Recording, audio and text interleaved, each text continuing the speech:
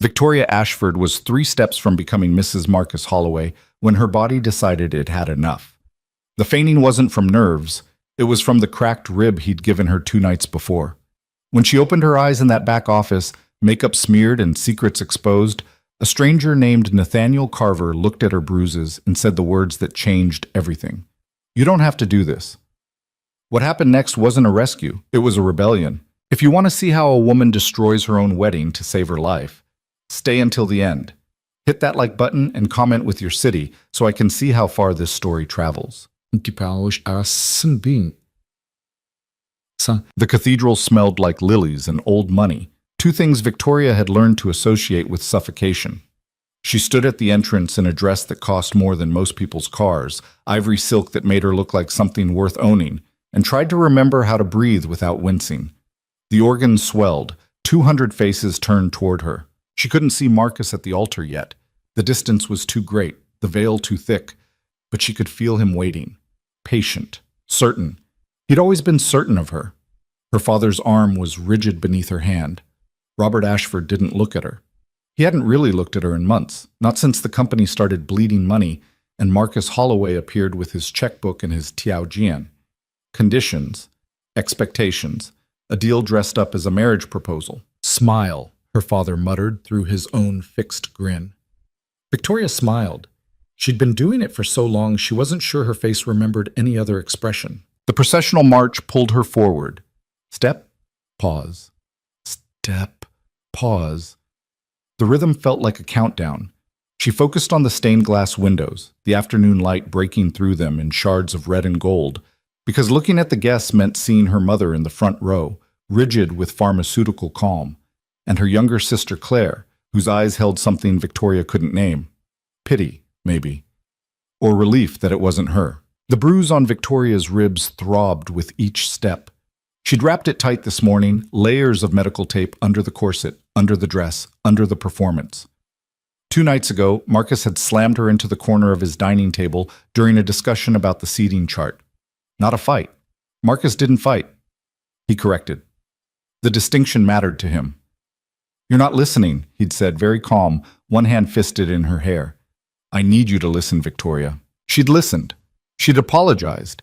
She'd iced the bruise in secret and told herself it was wedding stress, that marriage would smooth his edges, that she could manage this. She told herself a lot of things. The altar was close now. She could see Marcus in detail. The sharp cut of his tuxedo, the practiced warmth of his smile, the way his eyes tracked her approach with something that might have looked like love to anyone who didn't know better. His best man, Todd, stood beside him looking vaguely hungover. The officiant, Reverend Patterson, beamed with professional joy. Victoria's heel caught on the train of her dress. She stumbled, just slightly, and her father's grip tightened hard enough to hurt. "Careful," he hissed. The word felt like a threat. She straightened, kept walking. The music swelled. Marcus's smile widened. 3 more steps. 2. The pain in her ribs spiked sharp enough to gray her vision. 1 step. Her lungs forgot how to work.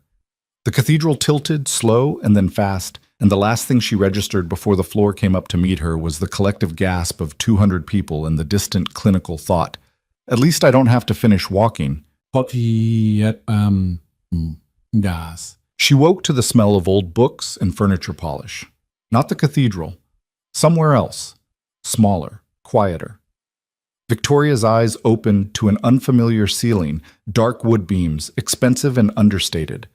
She was lying on a leather couch in what looked like a private office.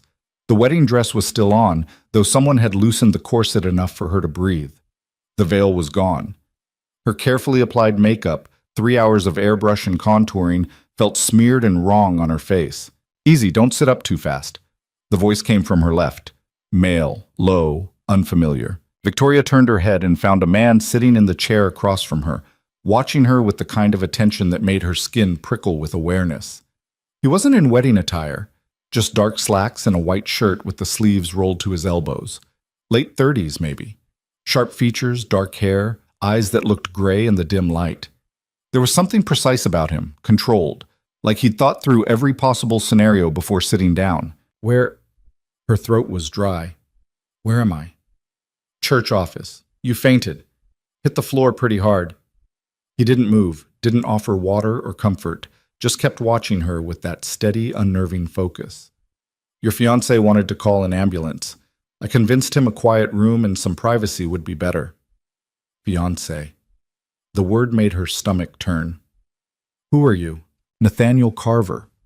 He said it like she should know the name. When her expression stayed blank, something flickered across his face. Amusement, maybe, or disappointment. I'm a friend of the groom's family, distant friend. We don't keep in close touch. The way he said it suggested there was a reason for the distance. Victoria pushed herself upright, ignoring the protest from her ribs. The room spun once, then settled. Through the closed door, she could hear muffled voices, movement, the kind of controlled chaos that came from a derailed event and 200 confused guests. I need to... She stopped. Need to what? Go back out there? Finish it? The thought made her want to lie back down and never get up. Your makeup's smeared, Nathaniel said. Quiet. Matter of fact. Victoria's hand went to her face automatically. Her fingers came away streaked with foundation, and she realized with cold, creeping horror exactly what that meant. The coverage she'd applied so carefully to her left cheekbone, the bruise Marcus had left 3 days ago during a conversation about her photography hobby, "You won't have time for that after we're married, Victoria," was probably visible now. And this stranger, this man she'd never met, was sitting across from her like he'd already seen it. There's a mirror on the wall. Nathaniel gestured to his right without taking his eyes off her. If you want to check. She didn't want to check. She wanted to rewind time by 2 hours, or 2 months, or 2 years, back to before Marcus, before the company collapsed, before her father looked at her like an asset to be liquidated. But she stood anyway, unsteady in heels that suddenly felt like weapons, and crossed to the small mirror hanging beside a bookshelf. The woman looking back at her was a stranger, pale, hollow-eyed. The airbrushed perfection of the ceremony was gone, leaving behind smeared mascara, streaked foundation, and yes, there, on her left cheekbone, spreading toward her temple, the faded yellow-green of a healing bruise. She'd gotten good at hiding them. Makeup, angles, lighting, the right smile at the right moment. But fainting hadn't been part of the plan, and neither had waking up exposed in front of someone whose eyes felt like they could catalog every lie she'd ever told. You should sit down, Nathaniel said behind her, still calm, still watching. Victoria turned to face him instead. The dress rustled, heavy and ridiculous, a costume for a role she was suddenly desperate to abandon. How bad does it look? Her voice came out steadier than she expected. Bad enough. I fell.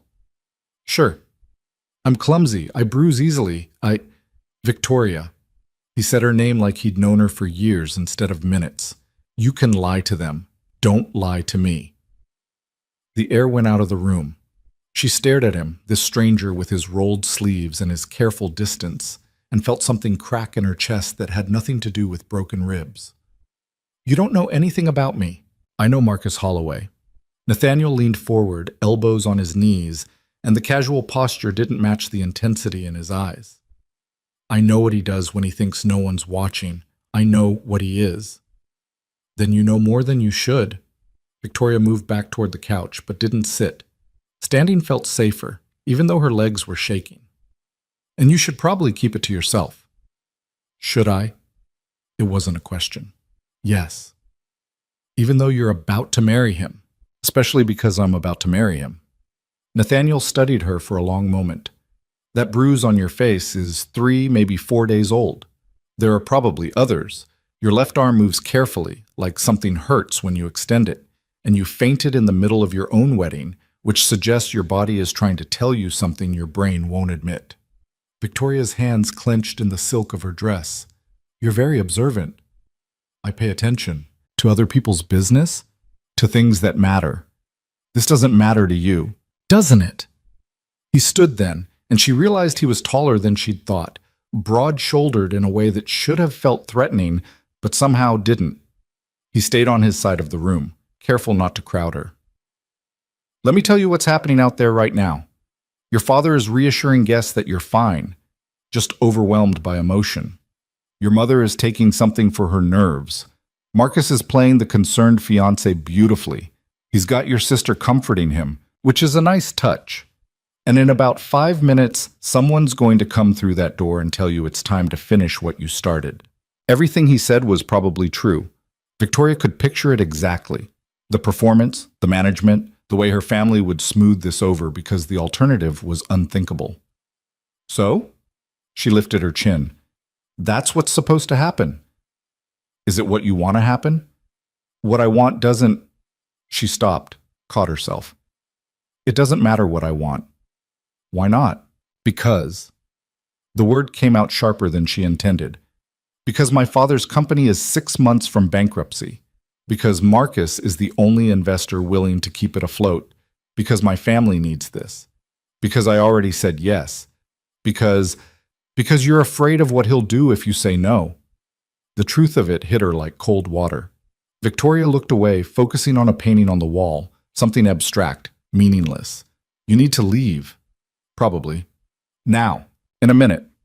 Nathaniel moved closer, just one step, and she forced herself not to retreat. I need you to understand something first. I don't need to understand anything from you. Marcus Holloway is not a good man. His voice dropped, quiet and absolute. I've known him for 15 years. I've watched him hurt people. Business partners, employees, women he dated before you. He's careful about it, strategic.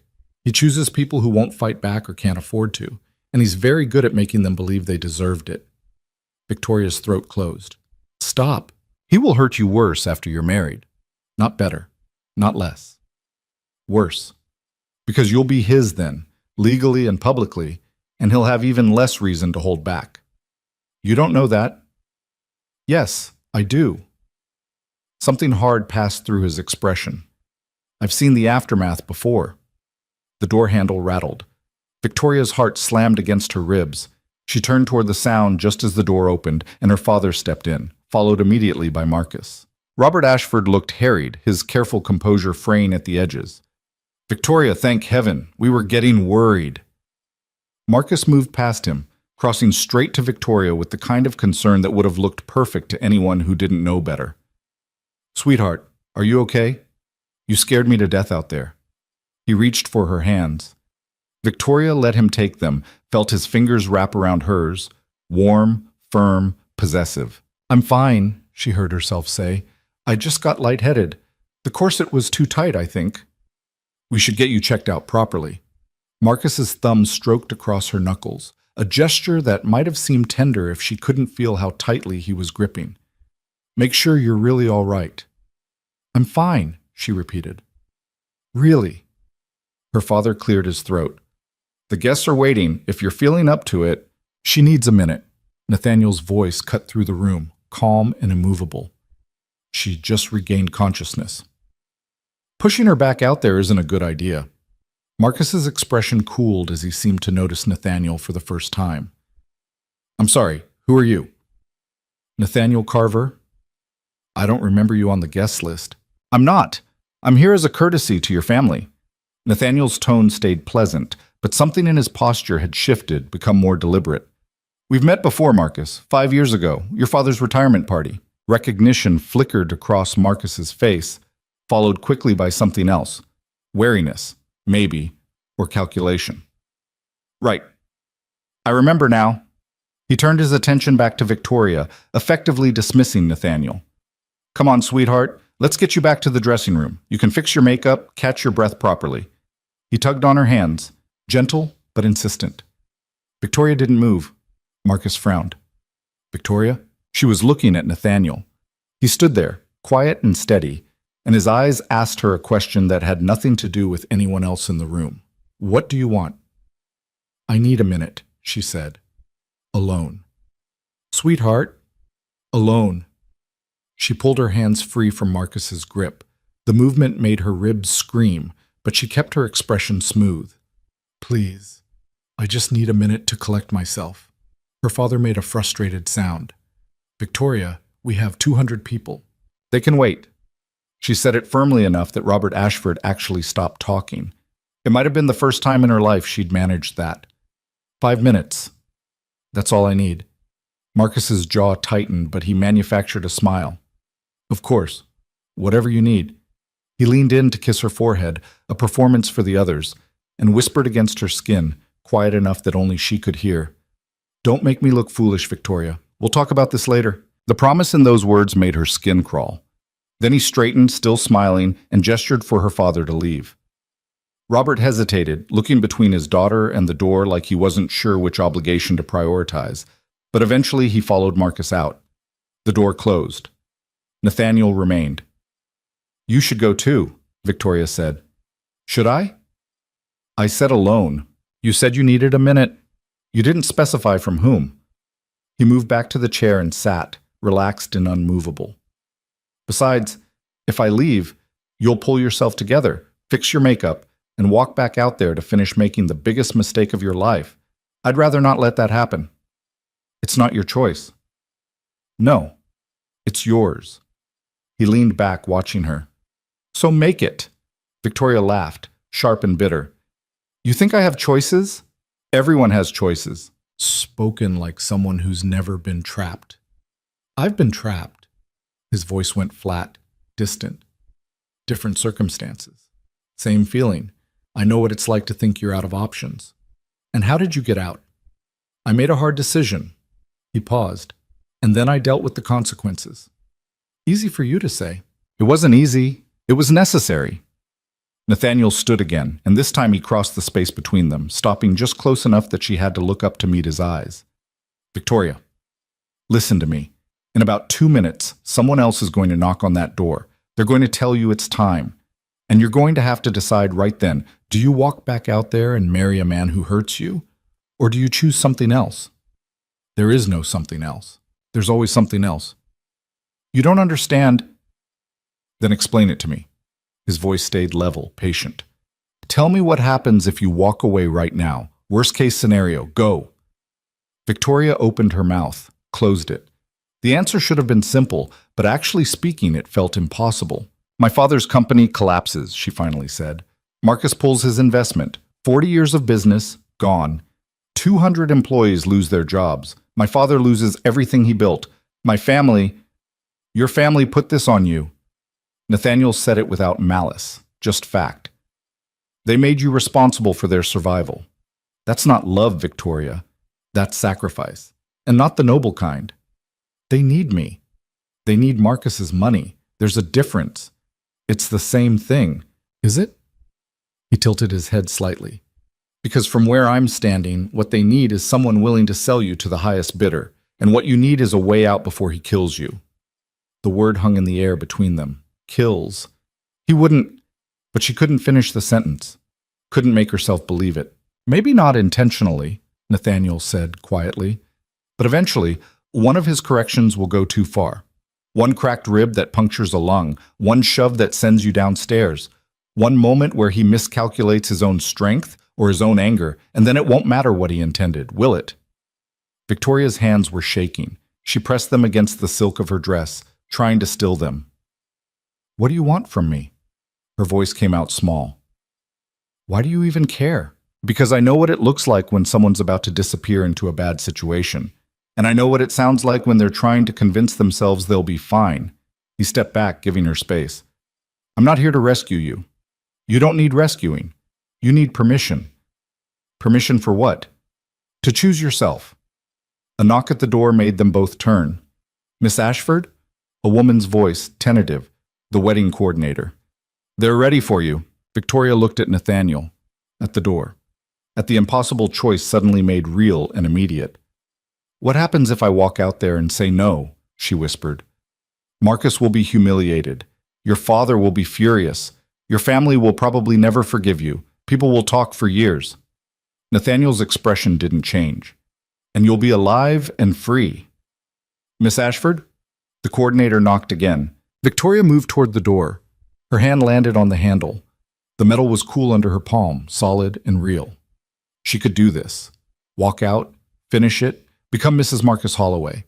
Let him invest in her father's company, save her family, fulfill every expectation that had been placed on her since the engagement. It would be fine. She could manage it.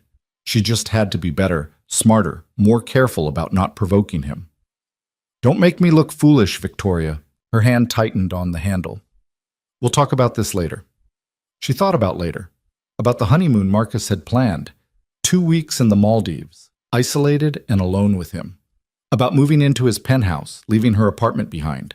About the slow erasure of everything she was until only what he wanted remained. She thought about the camera equipment gathering dust in her closet, the photography classes she'd quit when Marcus called them a waste of time, the friends she'd stopped seeing because they asked too many questions, the parts of herself she'd already sacrificed, and all the parts still waiting to be fed to his need for control.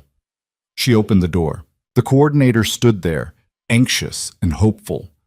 Behind her, the hallway stretched back toward the cathedral, toward the waiting crowd, toward everything Victoria was supposed to become. Tell them, her voice caught. She cleared her throat, tried again. Tell them I need another minute, please. The coordinator's smile faltered. Miss Ashford, the guests. I know, 1 more minute, I promise. She closed the door before the woman could respond. Nathaniel was exactly where she'd left him, standing in the middle of the office like he'd known she wouldn't go through with it. I can't do this, Victoria said. I know. No, I mean... She pressed her hands to her face, felt the smeared makeup, the evidence of everything she'd tried to hide. I can't walk out there and marry him. I can't. I've been telling myself I could, that I just needed to get through today, but I can't. Okay. Okay? She dropped her hands. That's all you have to say? What do you want me to say? I don't know. Talk me out of it. Tell me I'm being dramatic. Tell me... Victoria. He said her name like it mattered. You already made the decision. Now you just need to follow through. I don't know how. Yes, you do. He crossed to her, and this time when he stopped, he was close enough that she could feel the steadiness of him, the absolute certainty. You walk back out there, you tell him no, and then you leave. Just like that. Just like that. And then what? Where do I go? What do I do? My family will survive without making you the price of their survival. Nathaniel reached into his pocket and pulled out a business card, plain white with just a name and number. Call me when you're ready. I'll help. Why would you help me? Because someone should have helped the last woman Marcus hurt, and because I have the resources to make sure he can't come after you. Victoria took the card. Her fingers were still shaking. What resources? The kind that make men like Marcus very nervous. A ghost of a smile touched his mouth. Trust me. Another knock at the door. Harder this time. Miss Ashford, I'm sorry, but we really need you now.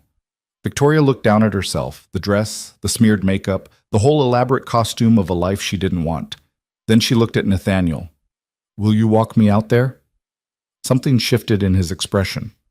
Are you sure? No, but I'm doing it anyway. He nodded once. Then let's go. She opened the door to find not just the coordinator, but her father, Marcus, and her mother clustered in the hallway, their faces ranging from anxious to irritated. Finally, her father said. Victoria, I need to make an announcement, she interrupted. Marcus frowned. Sweetheart, you should really touch up your makeup first. No. The word came out stronger than she expected. I need to speak to everyone, now. Her mother made a small, distressed sound. Victoria, darling, you look... I know how I look. She stepped into the hallway and Nathaniel moved with her, a quiet presence at her shoulder. Take me back to the cathedral. Victoria, Marcus's voice hardened. What's going on? She met his eyes and saw the exact moment he understood. The concern vanished from his face, replaced by something cold and sharp and absolutely furious. Don't, he said quietly. Don't you dare. I'm sorry. She wasn't. I can't do this. You're just nervous, overwhelmed. Let's go somewhere private and talk about... I'm not marrying you, Marcus. The silence that followed felt like falling. Her father recovered first. Victoria, think about what you're saying. I have thought about it. She was still looking at Marcus, watching the calculation happen behind his eyes. I've thought about it for months, and I'm done. You're making a mistake, Marcus said. His voice stayed level, controlled, but his hands had curled into fists. A very big mistake. Maybe, but it's mine to make. She turned away from him and started walking toward the cathedral, her heels clicking on the hardwood floor. She didn't check to see if anyone followed. She just kept moving, one step after another, until she pushed through the doors and back into the massive space where 200 people waited. The collective gasp was immediate. Victoria didn't look at the guests. She walked straight down the aisle, past the rows of confused faces and whispered questions, past the flowers and the candles and all the expensive staging of a future that was never going to happen. She stopped at the altar. The microphone was still there, set up for the vows. She picked it up. "I'm sorry," she said, and her voice echoed through the cathedral, clear and certain. "The wedding is off." The silence was absolute. Then the chaos began. Voices rising, people standing, her mother's wail of dismay cutting through everything else.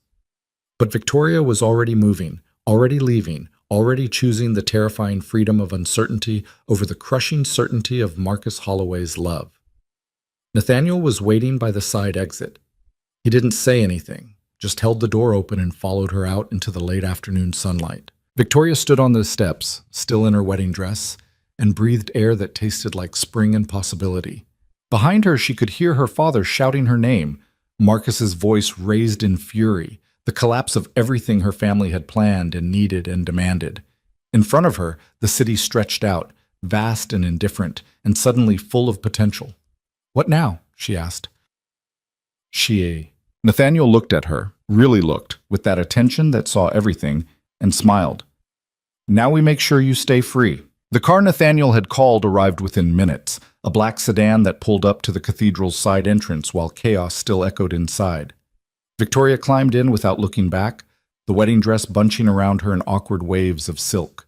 She couldn't get the corset to stop digging into her ribs, couldn't make her hands stop shaking, couldn't process what she'd just done. Nathaniel slid in beside her and gave the driver an address she didn't recognize. "Where are we going?" Her voice sounded hollow. "Somewhere safe. Somewhere Marcus won't think to look." The car pulled away from the curb just as her father burst through the side doors, his face purple with rage. Victoria watched through the tinted window as he scanned the street, his mouth moving in what she imagined were curses or commands. Then the car turned the corner, and he disappeared. She pressed her hand to her mouth, felt the tremor in her fingers, and realized she was either about to laugh or cry and wasn't sure which would be worse. "Breathe," Nathaniel said quietly. "In through your nose, out through your mouth." "I'm breathing." "You're hyperventilating. There's a difference." She tried to follow his instruction, but her lungs felt too small, too tight, like the panic was taking up all the space her air was supposed to occupy. The dress wasn't helping. Nothing was helping. "Pull over," she managed. The driver glanced at Nathaniel in the rearview mirror. Nathaniel nodded, and the car smoothly moved to the curb. Victoria shoved the door open and half fell onto the sidewalk, dragging yards of silk with her. She made it 2 steps before her legs gave out, and she ended up sitting on the concrete, the wedding dress pooling around her like evidence of a crime scene. Nathaniel appeared beside her. He didn't touch her, didn't crowd her, just crouched down at a careful distance and waited. "I just destroyed my entire family," Victoria said to the pavement. "No, you just refuse to be destroyed for them." "Same thing." "Not even close." She looked up at him, this stranger who'd somehow become the only person on her side in the space of an hour. "You don't know my father. You don't know what he'll do." "What can he do?" "Cut me off, disown me, tell everyone I'm unstable, dramatic, selfish." The words tumbled out faster. "He'll make sure no one in our circle talks to me. My mother will never forgive me. Claire will have to deal with the fallout. The business will collapse, and it'll be my fault, all my fault, because I couldn't just—" "Victoria." Nathaniel's voice cut through her spiral. "Stop." She stopped, breathing hard, feeling like she might throw up. "All of that might happen," he said. "Probably will happen, and you'll survive it." "You don't know that." "Yes, I do." He shifted his weight, settling into a more comfortable position on the curb like he planned to stay there as long as necessary. "You want to know how I know?" She didn't answer, but he continued anyway. "Because you just walked away from a man who was hurting you in front of 200 witnesses, knowing exactly what it would cost. That takes more strength than surviving your father's disappointment. It doesn't feel like strength. It never does. Not at first." He paused. "It feels like falling, like everything solid just disappeared and you're waiting to hit bottom." "Yes." The word came out broken. "Exactly like that. But here's the thing about falling. Eventually you land, and then you figure out how to stand up again." He stood, offering her his hand. Come on, you can't stay on the sidewalk in a wedding dress. People are staring. Victoria glanced around and realized he was right. A small crowd had gathered at a polite distance, phones out, clearly documenting what was probably going to be a viral story by tonight. Runaway bride in designer dress sits on city sidewalk with mysterious man. She could already see the headlines. She took Nathaniel's hand and let him pull her up.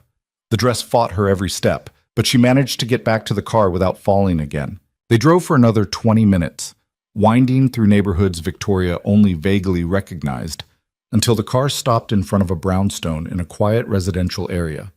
Old trees lined the street. No cameras, no witnesses. "What is this place?" she asked as Nathaniel helped her out of the car.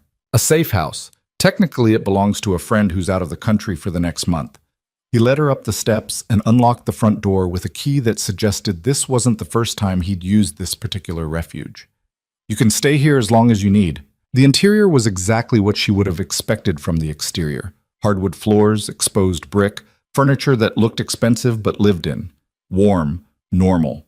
Nothing like the sterile perfection of Marcus's penthouse or the oppressive elegance of her family's estate. "There's a bedroom upstairs," Nathaniel continued, moving through the space with familiar ease. "Bathroom's attached. I'll find you something to change into." Victoria stood in the entryway, still drowning in silk, and felt the full weight of her situation finally settle. She was homeless, cut off from her family, probably about to be cut off from her bank accounts. Her father controlled most of her money, and Marcus had been handling the rest. She had no job, no immediate prospects, and nowhere to go except this borrowed safe house with a man she'd met 3 hours ago. "I don't have anything," she said quietly. Nathaniel paused in the base of the stairs. "What?" "No clothes. No phone. I left it at the cathedral. No wallet. No keys." She laughed, high and sharp. "I literally have nothing except this dress and the bruises underneath it. We'll fix that." "How?" "One problem at a time." He started up the stairs, then looked back at her. "Are you coming?"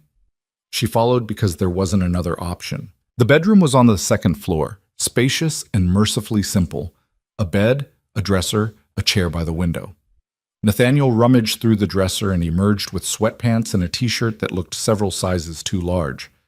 "These belong to my friend's brother. They'll be big, but they're clean." He set them on the bed. "Take your time. I'll be downstairs."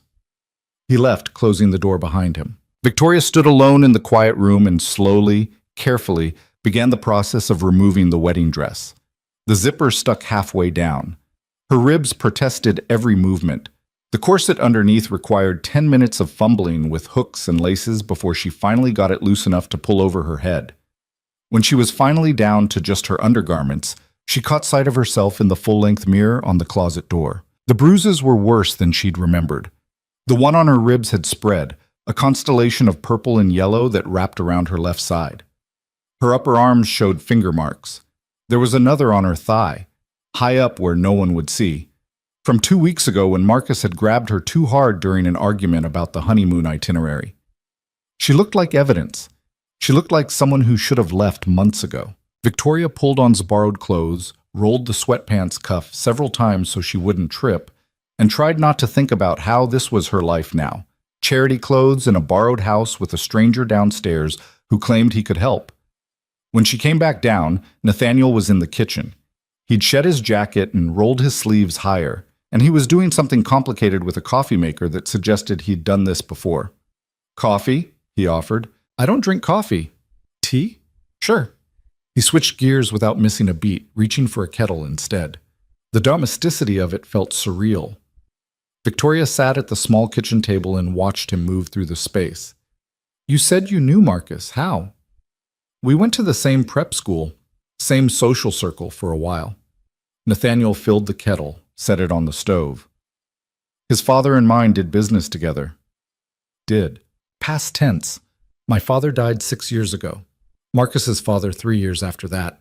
He pulled 2 mugs from the cabinet. "The business relationship didn't survive either of them." "What kind of business?" "The kind where people make a lot of money and don't ask too many questions about how." He glanced at her. "My father was a venture capitalist. Marcus's father ran private equity. They specialized in hostile takeovers and asset stripping." "That's cheerful." It's honest. The kettle started to whistle. Nathaniel poured hot water over a tea bag in one of the mugs and brought it to her. Marcus learned everything he knows from his father: control, leverage, how to identify weakness and exploit it. Victoria wrapped her hands around the mug, letting the heat seep into her palms. Is that what I am? Weakness? You were a strategic acquisition. Your father's company was failing. Marcus wanted access to the client list and the real estate portfolio. Marrying you was cheaper than a buyout. The words should have hurt, but they just felt true. She'd known, on some level, that the engagement wasn't about love, but hearing it stated so plainly made it impossible to pretend otherwise. So what are you? She asked. Some kind of white knight? Hardly. Nathaniel leaned against the counter, his own coffee in hand. I'm someone who recognized a bad situation and decided to intervene. Why? Because 5 years ago, I didn't intervene and someone got hurt. The way he said it made Victoria look up. Who? Marcus's last girlfriend. Amanda. Nathaniel's expression went carefully blank. She was in your position, pressured into staying with him by her family, convinced she could manage his temper, sure he'd change after they got more serious. He put her in the hospital twice before she finally left. Victoria's stomach turned. Where is she now? Last I heard, she moved to Seattle, changed her name. Won't talk about what happened because Marcus made her sign an NDA as part of the settlement. He paid her off. He made the problem go away. That's what men like Marcus do. Nathaniel set his coffee down. I knew her. Not well, but enough to see the pattern developing. And I did nothing. Told myself it wasn't my business, that she was an adult who could make her own choices. Then I got the call that she was in the ICU with a fractured skull. The kitchen felt very quiet. I'm sorry, Victoria said. Don't be sorry. Just don't end up in the same place. I won't. She said it with more certainty than she felt. Nathaniel studied her for a long moment. What's your plan? My plan? You walked away from your wedding with no resources, no support system, and a very angry ex-fiancé who's used to getting what he wants. What are you going to do now? Victoria opened her mouth and found she had no answer. She hadn't thought past getting out, getting away. The future beyond that was just blank space. I don't know, she admitted. Then let me make a suggestion. Nathaniel moved to sit across from her at the table. Stay here for the next few days. Let me handle the immediate fallout. Your belongings, your accounts, making sure Marcus doesn't try anything stupid. Once the dust settles, we'll figure out next steps. Why would you do all that? Because you need help, and I'm offering it. Nobody does something for nothing. I'm not asking for anything in return. He met her eyes, steady and direct. Consider it penance for not helping Amanda when I should have. Victoria wanted to argue, to insist she could handle this herself, but the truth was she couldn't. Not alone. Not right now.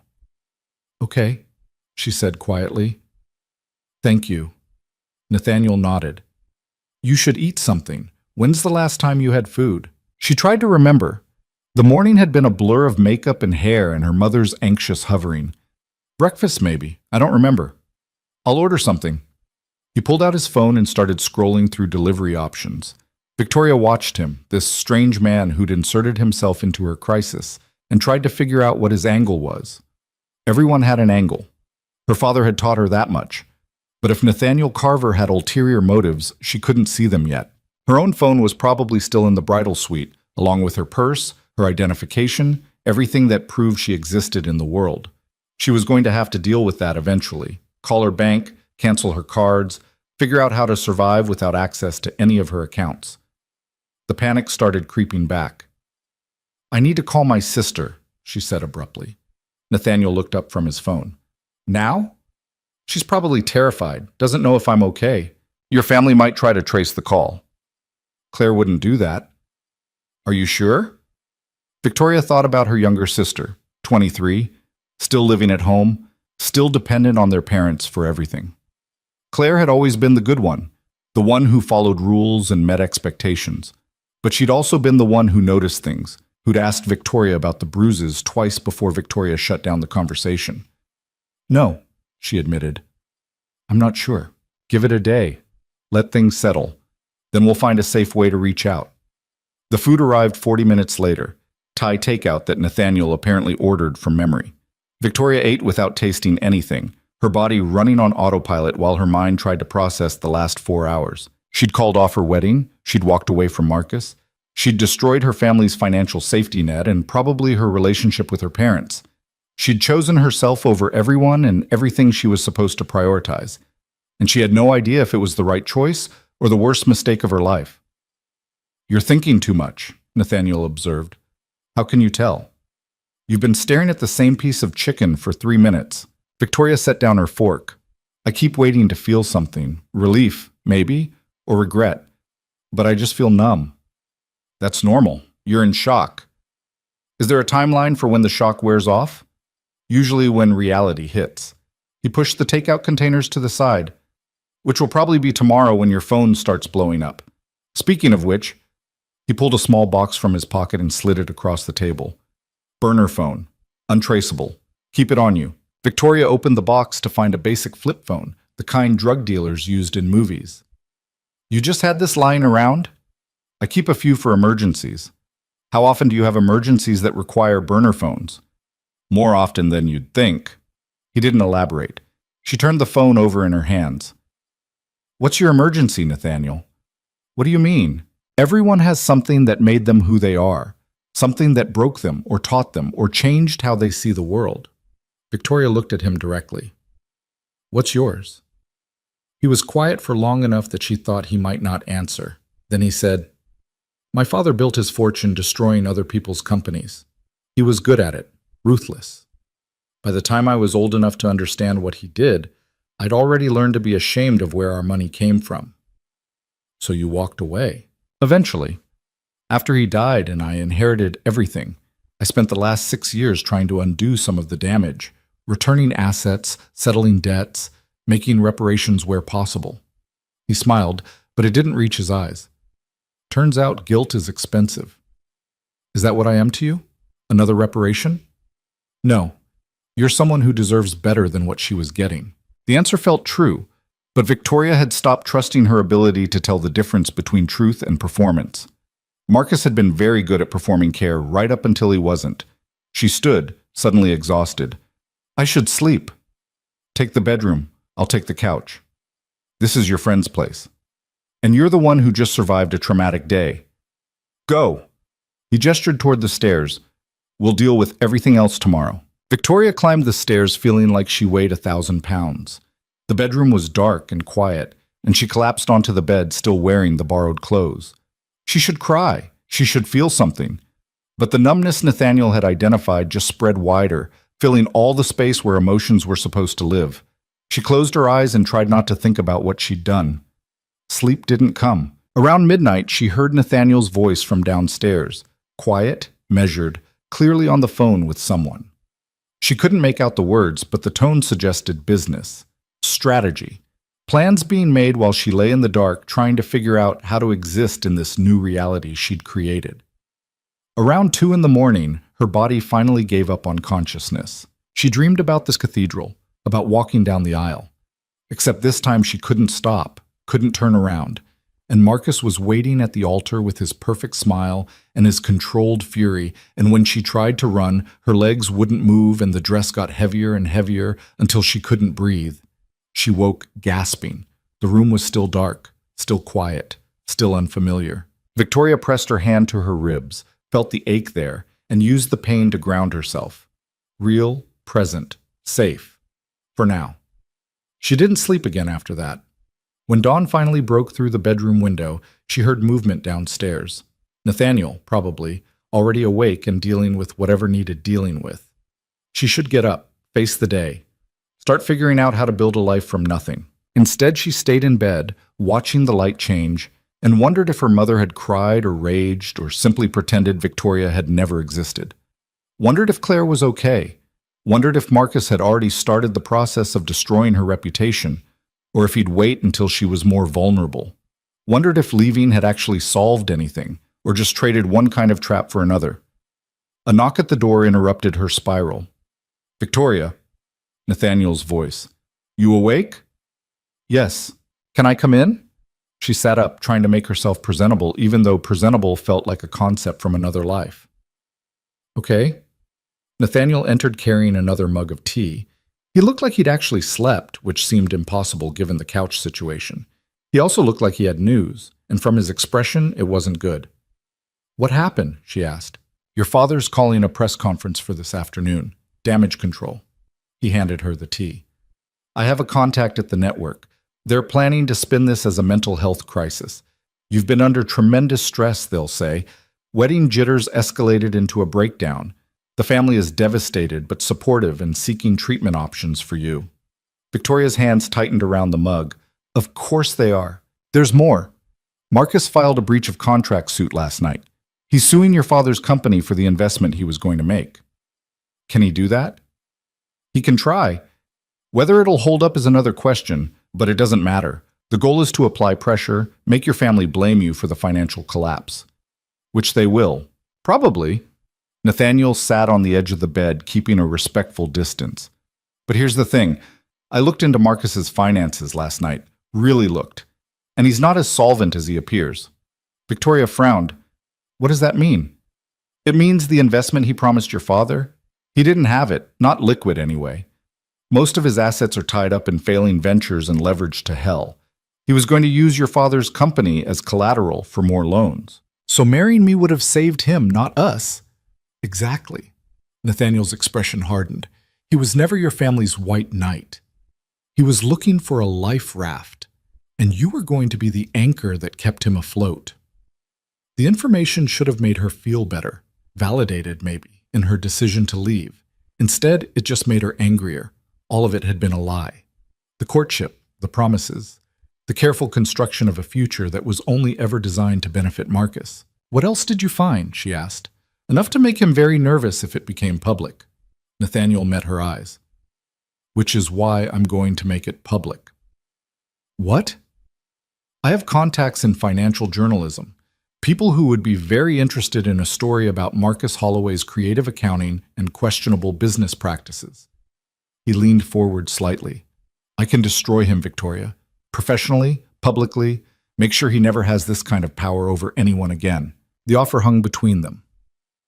Why are you telling me this? Victoria asked carefully. Because it's your choice. You walked away. That took courage. But if you want to fight back, I'll give you the weapons.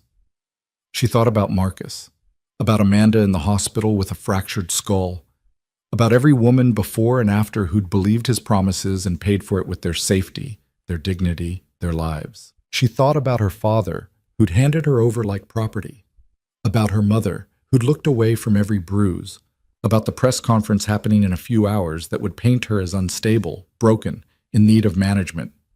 Do it, she said. Nathaniel smiled. It wasn't a kind smile. Consider it done. The press conference aired at 3 o'clock. Victoria watched it on the small television in the Brownstones' living room, Nathaniel beside her with his laptop open and his phone within reach. Her father looked older on screen, grayer. The camera emphasized the lines around his mouth, the tightness in his jaw. He stood at a podium with the family company logo behind him, her mother positioned slightly to his left, looking medicated and tragic. My daughter Victoria has been under tremendous strain, Robert Ashford said, his voice heavy with manufactured concern. The pressure of planning a wedding, combined with some personal struggles she's been facing, became overwhelming. What happened yesterday was a cry for help, and as a family, we're committed to getting her the support she needs. Victoria's hands clenched in her lap. We ask for privacy during this difficult time as Victoria receives treatment, her father continued. And we want to assure everyone that the Ashford family stands behind Marcus Holloway completely. He's shown nothing but grace and understanding throughout this ordeal. The camera cut to Marcus, standing off to the side, looking appropriately concerned and wounded. He'd clearly prepared remarks. I love Victoria, he'd said, and his voice had exactly the right amount of tremor. I just want her to be healthy and safe. That's all that matters to me. Liar, Victoria said to the screen. Her mother stepped up to the microphone, dabbing at her eyes with a tissue. Please respect our family's privacy, and if anyone has information about Victoria's whereabouts, we're asking you to contact us. We're very worried about her. The implication was clear. Victoria was missing, unstable, possibly dangerous to herself. They'd transformed her escape into a mental health crisis, her choice into a symptom. Nathaniel closed his laptop. How are you doing? I want to put my fist through the television. Understandable. They actually did it. Made me the villain. Victoria stood, pacing the small living room because sitting still felt impossible. My mother's crying on camera like I died. My father's talking about treatment like I'm some kind of psychiatric emergency. And Marcus, she stopped, turned. He gets to stand there and play the devoted fiancé while everyone forgets what he is. Not for long. Nathaniel's phone buzzed. He glanced at it and something shifted in his expression. The story just posted. What story? Marcus's financial house of cards. My contact at the Journal ran it an hour ago. It's already trending. He pulled up the article on his laptop and turned the screen toward her. The headline read, Holloway Investments Under Scrutiny, Reports of Fraud, Embezzlement, and Questionable Business Practices. Victoria scanned the article. It was thorough. Detailed breakdowns of Marcus's failing investments, evidence of falsified asset reports, testimonies from former business partners about intimidation and threats. There was even a mention of Amanda, unnamed but clearly referenced, describing a pattern of violence toward women in his personal life. How did you get all this? She asked. I've been collecting it for years, ever since Amanda. Nathaniel leaned back against the couch. I just needed a reason to use it. And I'm the reason. You're the catalyst. There's a difference. Victoria read through the article again, slower this time, absorbing every detail. By the end, Marcus Holloway looked less like a respectable businessman and more like a criminal who'd been operating in plain sight. He's going to know it was you, she said. He already knows. I made sure of it. Nathaniel's expression stayed calm. Let him come. That doesn't scare you? Marcus is dangerous when he has power over someone. When that power's gone, he's just a bully with expensive lawyers. Nathaniel stood, moving to the window. And his lawyers are about to get very busy. Victoria's burner phone buzzed on the coffee table. She'd given the number to exactly one person, Claire, in a carefully worded text that morning that said only, I'm safe. Don't tell anyone you heard from me. The text now on the screen said, Dad's losing it. Marcus is threatening to sue everyone. Mom won't stop crying. What did you do? Victoria showed Nathaniel the message. Your sister, he said. Yeah. Are you going to respond? Victoria thought about it. About Claire, who'd always been sheltered from the worst of their family's dysfunction, who still believed their parents wanted what was best for everyone, who probably didn't understand why Victoria had run, much less why she'd blown up Marcus's life in the process. She typed back, I did what I had to do. Are you okay? The response came fast. I don't know. Everything's falling apart. It was already falling apart, Victoria sent. You just didn't see it. There was a long pause. Then, can I see you? Victoria looked at Nathaniel. She wants to meet. That's a bad idea. I know. Your family's looking for you. If she tells them where you are, she won't. Victoria said it with more certainty than she felt. Claire's not like that. People do unexpected things when they're scared or pressured. I know, but she's my sister. Victoria looked down at the phone. I can't just disappear on her. Nathaniel was quiet for a moment, then sighed. If you're going to do this, we do it smart. Public place. Neutral ground. I'll be nearby. You don't have to. Yes, I do. Because Marcus is going to be looking for any opportunity to get to you, and your sister is the most obvious vulnerability. He pulled out his own phone. Where does she like to go? Victoria thought about it. Claire had always loved the botanical gardens, the quiet paths, the greenhouse, the koi pond where she'd spend hours just watching the fish. It was open, public, hard to corner someone. The gardens, she said. Tomorrow afternoon. Nathaniel nodded and started typing. I'll arrange security, discreet, but there. Security? You walked away from a man who doesn't like losing. You then helped expose him publicly. You think he's just going to let that go? Nathaniel met her eyes. We're not taking chances. The weight of it hit her again. The reality that she wasn't just rebuilding her life, she was defending it. Marcus wasn't going to fade quietly into the background. He was going to fight, retaliate, try to drag her back into his control one way or another. I should have stayed, she said quietly. No. If I just married him, none of this would be happening. The company would be saved, my family would be happy. Marcus would have what he wanted. And you'd be dead within 5 years. Nathaniel said it flatly. Maybe sooner. Is that worth everyone else's comfort? Victoria didn't answer. Your father made choices that put his company in jeopardy, Nathaniel continued. Your mother made choices that prioritized appearances over your safety. Marcus made choices that hurt people. None of that is your responsibility to fix by sacrificing yourself. Then whose responsibility is it? Theirs. But they don't want to face that, so they made you the problem. He moved closer, his voice gentler. You're not the villain here, Victoria. You're just the first person who refused to play along. She wanted to believe him, wanted to accept that walking away had been brave instead of selfish, necessary instead of destructive. But the guilt sat heavy in her chest anyway, familiar and suffocating. Her phone buzzed again. Claire, tomorrow at 2? By the pond? Victoria typed, I'll be there. She spent the rest of the evening trying not to think about all the ways the meeting could go wrong. Nathaniel made phone calls, sent emails, coordinated things she wasn't privy to. Around 8, food arrived, Indian this time, from a restaurant she'd never heard of. You're going to run out of cuisines eventually, she said, accepting the container he handed her. I know a lot of restaurants. Apparently, she picked at the rice, not particularly hungry. Can I ask you something? Sure. Why are you really doing all this? And don't say penance. That's too simple. Nathaniel set down his own food. You want the complicated answer? I want the true one. He considered that. My father spent 40 years proving that money and power mean you can do whatever you want to, whoever you want.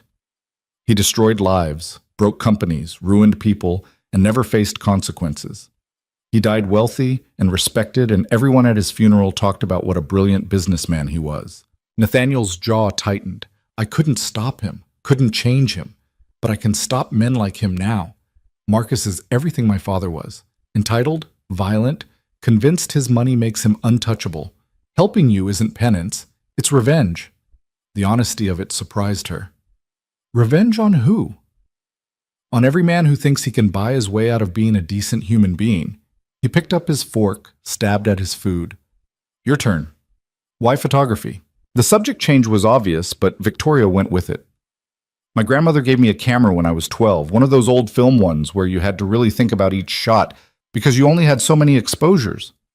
Did you like it? I loved it. Loved the control of it, choosing what to focus on, what to leave out, how to frame something so it told the story you wanted. She smiled slightly. My parents thought it was a phase. Marcus thought it was a waste of time, but it was the only thing that felt like mine. When's the last time you took a photo? Victoria tried to remember. 8 months ago? Marcus said I was spending too much time on it, that I should be focusing on wedding planning instead. And you stopped. I stopped a lot of things. The admission tasted bitter. Nathaniel was quiet for a moment. Then he said, There's a camera shop 3 blocks from here. We could go tomorrow morning, before you meet your sister. I don't have money for a camera. Consider it a loan. I can't. Victoria.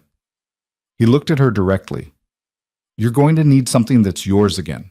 Something that reminds you who you were before Marcus. Let it be this. She wanted to argue, wanted to insist she didn't need charity or pity or whatever this was. But the thought of holding a camera again, of looking through a viewfinder and choosing what mattered, made something in her chest loosen. Okay, she said quietly. Thank you. They finished eating in companionable silence. Victoria helped clean up despite Nathaniel's protests, needing something to do with her hands. Her mind kept circling back to tomorrow, seeing Claire, facing whatever came with that, trying to explain choices that still felt too raw to articulate. You should sleep, Nathaniel said eventually. I'm not tired. You will be. Tomorrow's going to be long. He was right, but Victoria didn't want to go back upstairs to that borrowed bedroom with its too quiet darkness and her too loud thoughts. She wanted to stay here in the warmth of the kitchen where someone else was handling things, and she could pretend just for a little longer that everything would work out fine. What happens after tomorrow? She asked instead. After you meet your sister? After all of this? After Marcus's scandal breaks wider? After my family realizes I'm not coming back? She leaned against the counter. What happens to me? Whatever you decide happens. That's not an answer. It's the only answer that matters. Nathaniel rinsed the last dish, set it in the drainer. You can stay here as long as you need. Once you're ready, we'll figure out next steps. Job, housing, whatever you need to be independent. But the timeline is yours. And you'll just keep helping me. Out of revenge. Out of conviction that you deserve better than what you had. He dried his hands on a towel. Look, I'm not pretending to be selfless here. Destroying Marcus's reputation benefits me too. But that doesn't make your freedom less important. Victoria studied him, this man who'd become her unlikely ally. I don't know if I trust you. Smart. You shouldn't trust anyone right now. He folded the towel carefully. But you don't have to trust me to accept my help. You just have to decide if the help is worth the risk. And if I decide it's not, then I'll drive you wherever you want to go and you'll never hear from me again. He said it simply, like he meant it. Victoria thought about that. About walking away from the only support she had, trying to navigate this mess alone with no money and no resources, and Marcus actively working to destroy her credibility. The smart play was to stay, accept Nathaniel's help until she was stable enough to manage on her own. Trust could come later, or not at all. I'll stay, she said. For now. For now is enough. Nathaniel moved toward the living room. Get some rest. We leave at 9 for the camera shop. This time, Victoria did go upstairs. She lay in the darkness, listening to the unfamiliar sounds of the brownstone settling, and tried to imagine a future that looked different from the past she'd escaped. It felt impossible, but then again, so had walking away, and she'd done that. Maybe impossible just meant difficult. Maybe it meant terrifying. Maybe it meant necessary. She closed her eyes and eventually slept. The camera shop was exactly the kind of place Victoria would have loved before Marcus. Small, cluttered, smelling like dust and possibility. The owner was an older man with glasses perpetually sliding down his nose, who looked at Nathaniel like they knew each other. She needs a camera, Nathaniel said without preamble. Something reliable, professional grade. The owner looked at Victoria. What kind of photography? I used to do portraits mostly, street photography sometimes. Her voice felt rusty. It's been a while. Film or digital? I learned on film. But you want digital now, more forgiving when you're getting back into it. He disappeared into the back room and emerged with 3 different cameras, setting them on the counter. Try these. See which one feels right. Victoria picked up the first one, too heavy, the grip awkward in her hands. The second was better, but the viewfinder wasn't quite right. The third settled into her palm like it had been waiting for her. That one? The owner said, seeing her expression. Good choice. I'll throw in a lens and a bag. How much? Victoria asked. Don't worry about it, Nathaniel said. I need to know. The owner named a number that made Victoria wince. Nathaniel handed over a credit card without hesitation. 10 minutes later, they were back on the street, Victoria carrying a camera bag that felt like possibility. Thank you, she said. Really? I'll pay you back. If you want to, but it's not required. Nathaniel checked his watch. We have 3 hours before you meet your sister. What do you want to do? Victoria looked around the neighborhood. The morning light hitting old buildings, people moving through their ordinary lives, the city existing exactly as it always had while her entire world rearranged itself. She pulled the camera from the bag, felt the familiar weight of it, and raised it to her eye. Through the viewfinder, everything looked different, purposeful, chosen. She took a photo of the street corner, then another of a woman walking her dog, then the way light fell through leaves. Each click felt like reclaiming something. Better? Nathaniel asked. Getting there. They walked for a while, Victoria stopping periodically to photograph things that caught her attention. Nathaniel stayed nearby but gave her space, understanding somehow that this was something she needed to do alone. By the time they headed to the botanical gardens, Victoria had taken 63 photos and felt more like herself than she had in months. The gardens were busy for a weekday afternoon, tourists, students, people escaping offices for lunch. Victoria spotted Claire immediately, sitting on a bench near the koi pond exactly where she'd said she'd be. Her sister looked younger than 23, fragile in a way that made Victoria's chest tighten. I'll be over there, Nathaniel said, gesturing to a bench 30 feet away with clear sight lines. You need me. Just look my direction. Victoria nodded and walked toward her sister. Claire stood when she saw her, and for a moment they just looked at each other. Then Claire burst into tears. I thought you were dead, she sobbed. Or hurt, or... I didn't know, Victoria. Nobody would tell me anything. Victoria pulled her into a hug, felt Claire shake against her. I'm okay. I'm safe. Where have you been? Somewhere Marcus can't find me. Claire pulled back, wiping at her eyes. Why did you run? I mean, I know things were... But just leaving like that in front of everyone, I couldn't marry him, Claire. But Dad's company wasn't worth selling myself for. Neither was Dad's approval or Mom's peace of mind or anyone else's comfort. Victoria sat down on the bench, pulled Claire down beside her. Marcus was hurting me. You saw the bruises. You asked me about them. Claire looked away. I thought maybe you'd just, I don't know, bumped into something. You knew better than that. I wanted to believe better than that. Claire's voice dropped. Because if I believed it, I'd have to do something about it, and I didn't know what to do. The admission hung between them. I'm not angry at you, Victoria said quietly. I barely did anything about it myself until I couldn't anymore. But I need you to understand, I didn't leave to hurt anyone. I left to survive. Dad doesn't see it that way. He thinks you had some kind of breakdown. Mom's convinced you need hospitalization. Claire twisted her hands together. And Marcus keeps coming over, acting like he's so worried, but there's something wrong about it. Like he's angry under all the concern. He is angry, and he's dangerous, Claire. If he contacts you, if he asks about me, I won't tell him anything. Claire met her eyes. I won't. I promise. Victoria wanted to believe her, wanted to trust that her sister would hold the line when their parents pressured her, when Marcus turned on the charm, when the whole family machine worked to extract information. But Claire had never been good at withstanding pressure. The article about Marcus, Claire said. The one that came out yesterday. Did you know about that? Yes. Did you help make it happen? Yes. Claire absorbed that. He's threatening to sue the newspaper, and Dad, and you, if he can find you. She paused. He told Dad that you stole something from him, documents or files or something. Is that true? No, but it doesn't matter if it's true.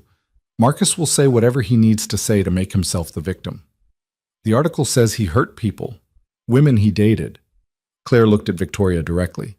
Did he hurt you like that? Victoria could lie, could soften it, make it seem less serious than it was. But Claire deserved the truth. Yes, she said simply. Claire's face crumpled. Why didn't you tell me? Because I was ashamed, because I thought I could handle it, because by the time I realized I couldn't, I didn't know how to ask for help. Victoria took her sister's hand. But I'm out now, and I'm not going back. What about us? The family? What about it?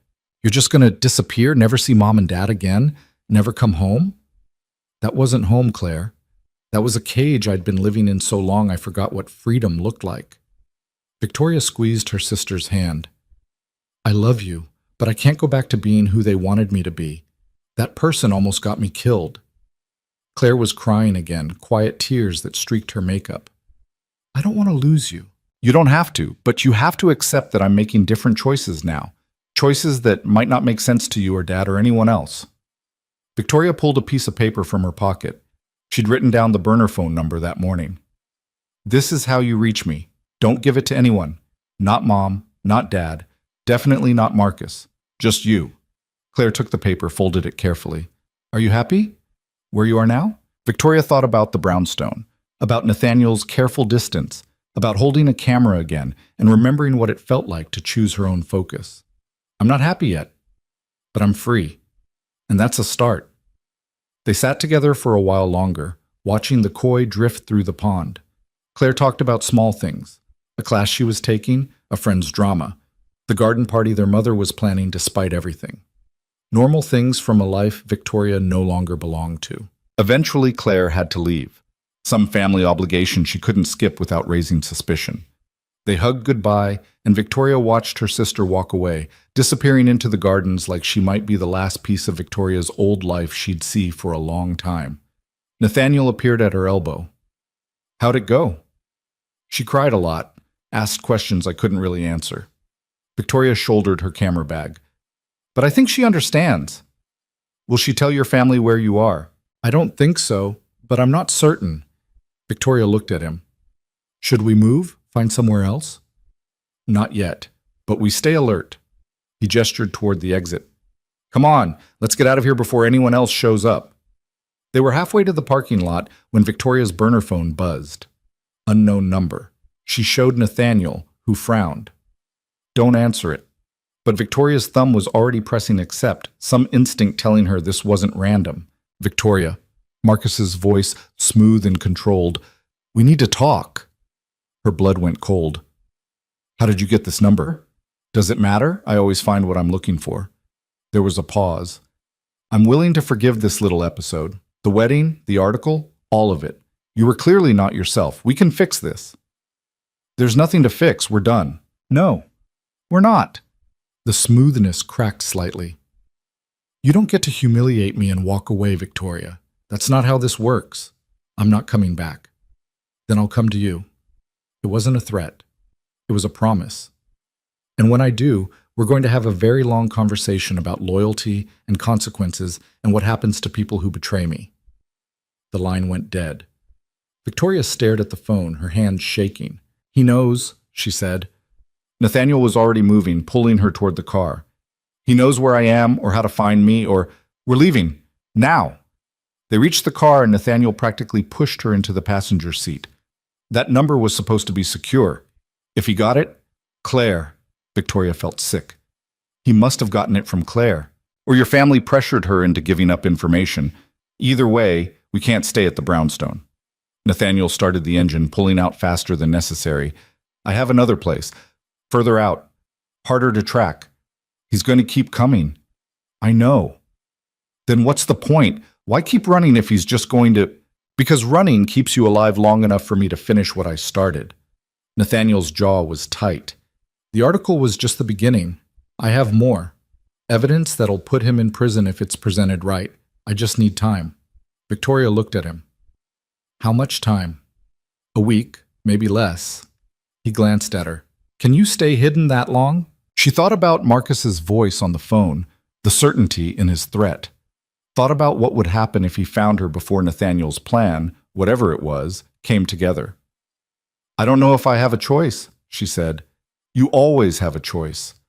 Nathaniel turned onto the highway, heading away from the city. This one's just harder than most. Victoria clutched her camera bag and watched the city disappear behind them, wondering if she'd just made another escape or if she was just delaying the inevitable. The second safe house was an hour outside the city, tucked into a wooded area where houses sat far apart and neighbors minded their own business. It was smaller than the brownstone, older, with creaking floors and windows that rattled when the wind picked up. Nathaniel unlocked the door and went through first, checking rooms like he expected to find someone waiting. Clear, he said finally. Come in. Victoria stepped inside, still clutching her camera bag like it was the only solid thing left in her world. The house smelled like pine and disuse. Furniture sat under dust covers. The kitchen looked functional, but bare. Whose place is this? She asked. Mine. I bought it 2 years ago under a shell company. Nobody knows about it except my lawyer, and he doesn't know I'm here. Nathaniel moved through the space, pulling dust covers off furniture with efficient movements. We'll be safe here. For now. Victoria set down her bag and sank onto the couch, feeling exhaustion hit her all at once.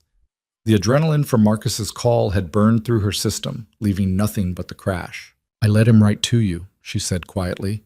Through Claire. You didn't know she'd give up the number. I should have known.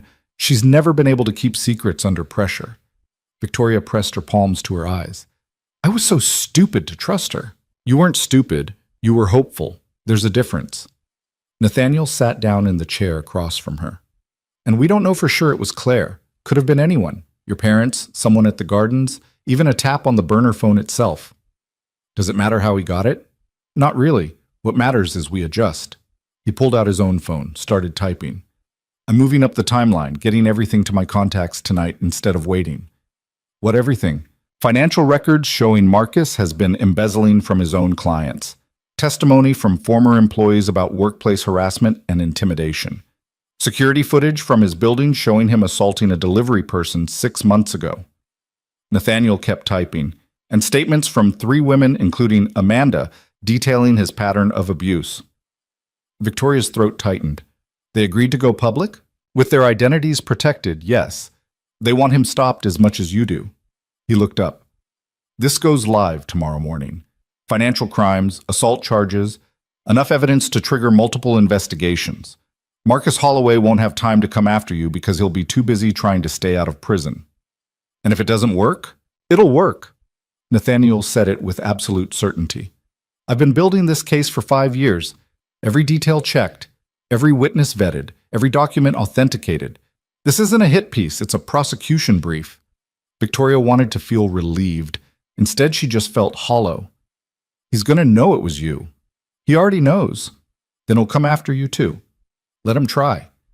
Nathaniel finished typing and set his phone aside. I'm not the one who needs protecting here. The words stung more than they should have.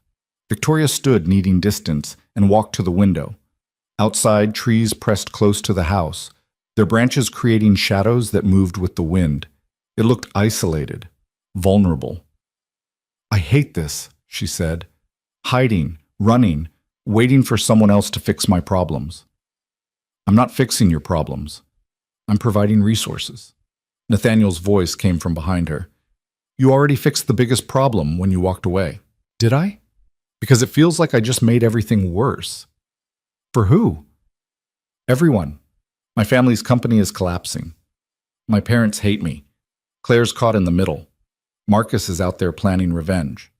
She turned to face him. How is any of that better? You're alive, Nathaniel said simply. You're free. You're not spending the rest of your life managing the moods of a violent man. That's better. For me, maybe. For you, definitely, and that's what matters. Easy for you to say. You're not the one who destroyed everything. No, I'm the one who watched my father destroy things for 40 years and did nothing. Nathaniel's expression hardened. I know what it looks like when someone chooses self-preservation over everyone else's comfort. Your father did it when he tried to sell you to Marcus. Your mother did it when she looked away from the bruises. They made their choices. You made yours. Stop apologizing for being the only one brave enough to choose yourself. The words landed like punches. Victoria felt tears burn behind her eyes and blinked them back hard. I don't feel brave, she said. I feel terrified. Good. That means you're paying attention. Nathaniel moved closer but stopped before he invaded her space. Fear is useful. It keeps you alert. It's when you stop being afraid that you get careless. Victoria laughed, sharp and bitter. I don't think I'll ever stop being afraid. Not of Marcus. Then use it. Let it motivate you to build something he can't touch. He paused. You have your camera. Start taking photos. Build a portfolio. When this is over, you'll need a way to support yourself. Might as well start now. Nobody's going to hire a photographer whose reputation is currently being destroyed by her own family. Then don't use your real name. Not at first. Nathaniel pulled out his phone again, navigated to something. There's a small gallery 20 miles from here. They showcase local artists, do community exhibitions. I know the owner. She'd look at your work if I asked. Why would you do that? Because you need a future that isn't defined by Marcus or your family or anyone else who tried to control you. He held out the phone showing the gallery's website. And because talent shouldn't be wasted on fear. Victoria looked at the screen, at the bright photos of artwork and the description of upcoming shows. It felt impossible, but then again, everything felt impossible lately. I'll think about it, she said. Fair enough. Nathaniel pocketed his phone. I'm going to make some calls. There's food in the kitchen, canned stuff mostly, but edible. Help yourself. He disappeared into what looked like a small office, closing the door behind him.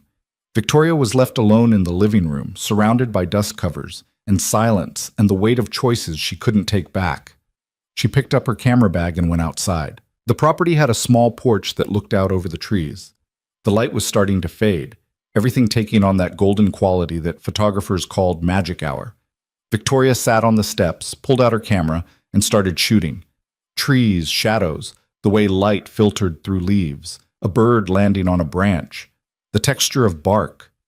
She wasn't trying to create art, just trying to see things, really see them, without the filter of panic or guilt or fear. Each click of the shutter felt like breathing.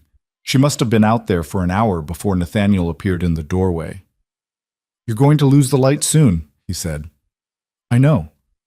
How many photos? 216. Any good ones? Victoria looked down at the camera's display, scrolling through the images. Most were mediocre. Some were garbage. But 3 or 4 caught something, a quality of light, a moment of composition that felt right. Maybe a few, she admitted. That's better than none. Nathaniel sat down beside her on the steps, keeping a respectful distance. I talked to my contacts. Everything goes live at 6 a.m. tomorrow. Financial Times is running the lead story. 3 other outlets are coordinating releases throughout the day.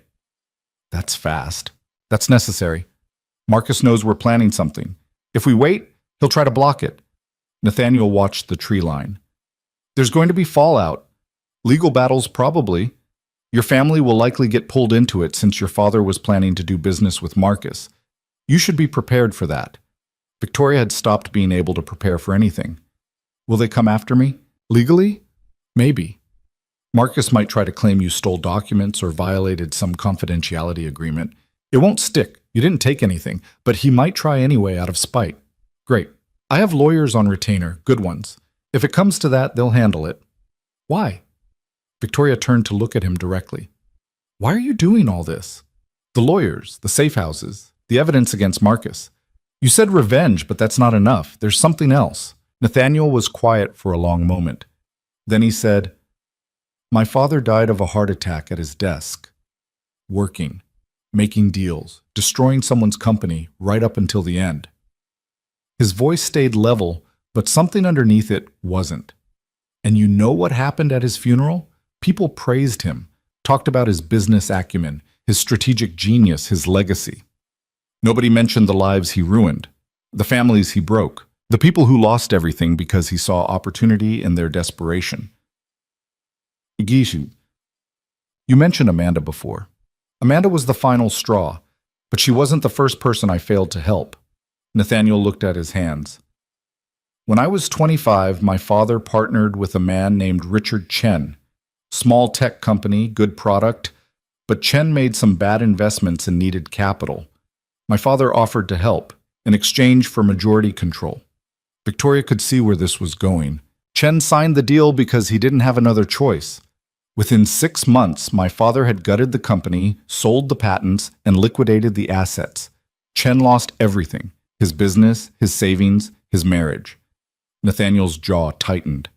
He killed himself a year later, left behind 2 kids. That wasn't your fault. I knew what my father was planning. I saw the contracts. I could have warned Chen, could have told him to walk away, could have done something. Nathaniel finally looked at her. I did nothing, because I was 25 and scared and didn't want to go against my father. And a man died because of my cowardice. The confession hung between them. So this is penance, Victoria said quietly. This is me trying to live with what I didn't do then by doing something now. He stood, brushing off his jeans. You asked for the truth. That's it. I help people like you because I didn't help people like Chen. It doesn't balance the scales, but it's something.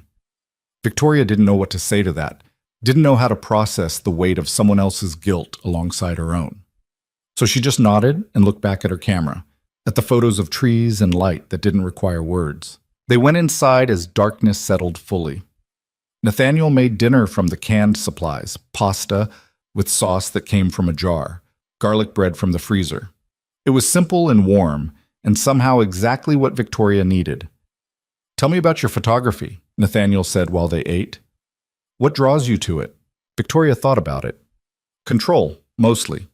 In real life, things happen to you. People make decisions that affect you. You're always reacting, adjusting, trying to manage chaos. She paused. But with photography, you choose everything. The angle, the focus, the moment. You decide what matters and what doesn't. It's the only place I've ever felt like I had complete control over anything. Is that why Marcus hated it? Probably. He couldn't control what I saw through the lens. Couldn't manage how I framed things. Victoria stabbed at her pasta. He tried, though. Told me I was wasting time. That I should focus on things that mattered. His things. His priorities. His vision of what our life should look like. And you listened. I listened because it was easier than fighting. Because every time I pushed back, he pushed harder. Because I was tired and scared and convinced that compromise would eventually lead to peace. She set down her fork. But compromise with someone like Marcus isn't compromise, it's just surrender in slow motion. When did you realize that? The day I fainted, when I woke up in that office and you looked at me like you could see every lie I'd been telling myself. Victoria met his eyes.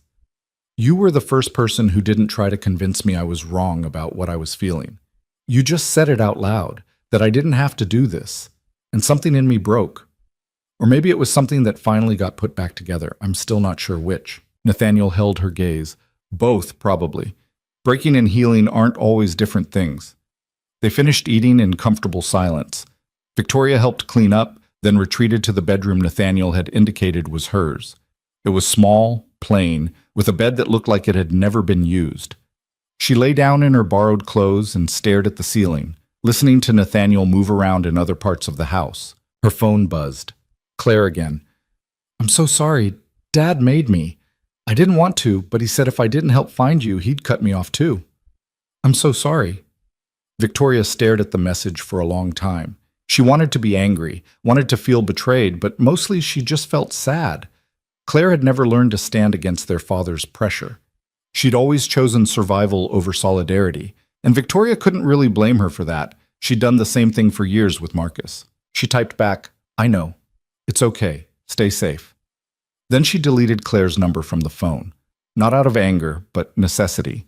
Her sister couldn't be trusted with information she couldn't protect, and Victoria couldn't afford another vulnerability. Sleep came in pieces. She'd doze for 30 minutes, wake with her heart racing, check the windows, then try again. Every sound felt like threat. Every shadow looked like Marcus materializing out of the darkness with that controlled smile and his promises about loyalty and consequences.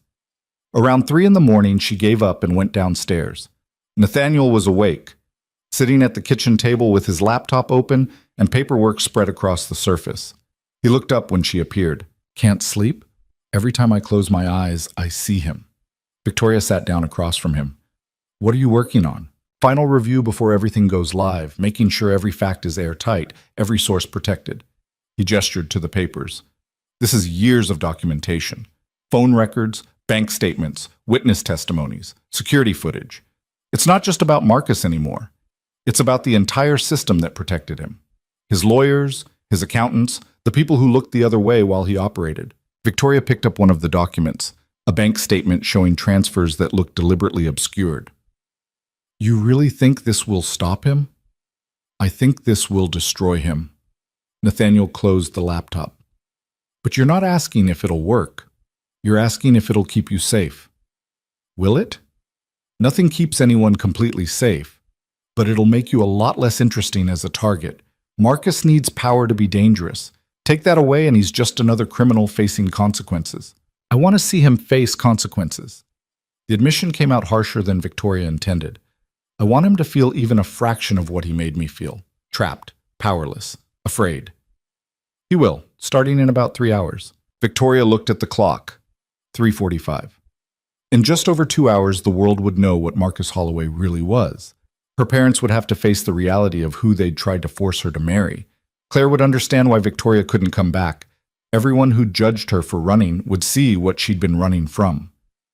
I should feel satisfied, she said, but I just feel empty. That's normal. Revenge doesn't fill holes, it just stops the bleeding. Nathaniel started gathering papers, organizing them back into folders. What comes after is the hard part, figuring out who you are when you're not defined by what was done to you. And if I don't know who that is, then you figure it out. Try things, fail at some, succeed at others. Build something new from scratch. He paused. That's what I did after my father died. Spent 2 years just trying different things, seeing what felt right without his expectations weighing on every choice. What did you discover? That I'm good at finding information people want hidden, that I like helping people who can't help themselves, that I sleep better at night when I'm working against corruption instead of benefiting from it. He smiled slightly. And that I'm terrible at cooking anything that doesn't come from a can or a takeout container. Victoria almost laughed. I noticed that. It's a character flaw I'm comfortable with. They sat together as the clock ticked toward dawn. Nathaniel worked through the last of his documentation. Victoria scrolled through the photos on her camera, deleting the bad ones and flagging the few that might be worth keeping. At 5:30, Nathaniel's phone started buzzing. It's starting, he said, reading messages as they came in. Financial Times posted early. The others will follow. Victoria felt her stomach clench. That's it then. That's it. She stood and moved to the window, watching the sky lighten through the trees. Somewhere in the city, Marcus was probably just waking up, maybe checking his phone, maybe seeing the notifications, maybe feeling his carefully constructed world begin to crack. Victoria hoped it hurt. At 6:15, Nathaniel's phone rang. He answered, listened, and his expression shifted into something that looked like satisfaction. Understood. Thank you. He hung up. Marcus's accounts have been frozen pending investigation. Federal prosecutors are reviewing the financial crimes evidence, and there's already a warrant being drafted for his arrest on the assault charges. Victoria turned from the window. How long? 24 hours, maybe less. Nathaniel set down his phone. It's over, Victoria. He's done. She wanted to believe that, wanted to feel the relief those words should bring, but all she could think about was Marcus's voice on the phone yesterday. I always find what I'm looking for, and the certainty in his threat. He's not going to just accept this, she said. He doesn't have a choice. He'll come after me. Before they arrest him, while he still can. He'll want... She stopped, the thought too terrible to finish. He'll want revenge, Nathaniel finished. I know. That's why we're staying here until he's in custody. And if he finds us first? Nathaniel crossed to a cabinet Victoria hadn't noticed before, unlocked it, and pulled out something she hadn't expected. A gun. Then I make sure he doesn't leave, he said quietly. Victoria stared at the weapon. You said you weren't here to rescue me. I'm not. I'm here to make sure you survive long enough to rescue yourself. He checked the gun with practiced efficiency, then set it on the table between them. I don't want to use this, but if Marcus shows up here, if he tries to hurt you, I will, without hesitation. The certainty in his voice should have scared her. Instead, it felt like the first solid ground she'd stood on in days. Okay, she said. They spent the day in tense waiting. Nathaniel monitored news coverage on his laptop. The story was spreading faster than even he'd anticipated, with major outlets picking it up and adding their own investigations. Marcus's face was everywhere, alongside headlines about fraud, assault, abuse. His lawyers released a statement denying everything and threatening lawsuits. His father's old business partners started distancing themselves publicly. Victoria tried to focus on her photography, scrolling through images and making notes about editing, but her attention kept drifting. Every car sound from the distant road made her tense. Every unfamiliar noise put her on alert. Around 3 o'clock, Nathaniel's phone rang again. They're bringing him in, he said after hanging up. Voluntary surrender. His lawyers negotiated it. So he's in custody? Will be within the hour. Victoria felt something in her chest finally loosen. It's really over. The immediate threat is over. The rest, the trial, the fallout, all of it. That'll take time. Nathaniel closed his laptop. But yes, you're safe now. Safe. The word felt foreign. Victoria had spent so long living in various states of danger that safety didn't have a shape she recognized. It felt hollow, temporary, like something that could disappear the moment she trusted it. What happens now? She asked. Now you decide what your life looks like. You can stay here as long as you need, or I can help you find an apartment, get you set up somewhere new, whatever you want. I don't know what I want. Then take time to figure it out. There's no rush. But there was a rush, at least in Victoria's mind. She'd been living in borrowed spaces with borrowed things, dependent on Nathaniel's charity and protection. She needed to stand on her own, needed to prove to herself more than anyone that she could exist without someone else holding her up. The gallery you mentioned, she said. Can you still make that introduction? Nathaniel smiled. I'll call her tomorrow. That night, Victoria actually slept. 8 hours of dreamless black that felt like falling into safety and staying there. When she woke, sunlight was streaming through the window and she could hear Nathaniel moving around downstairs. She checked her phone. Still no messages from her family, which was somehow worse than if they'd been angry.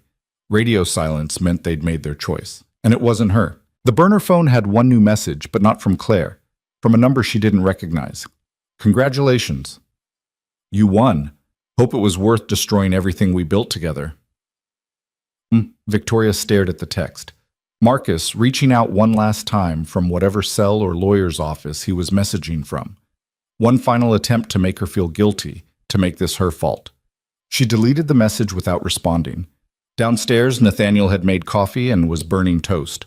"Your culinary skills remain impressive," Victoria said, pouring herself coffee.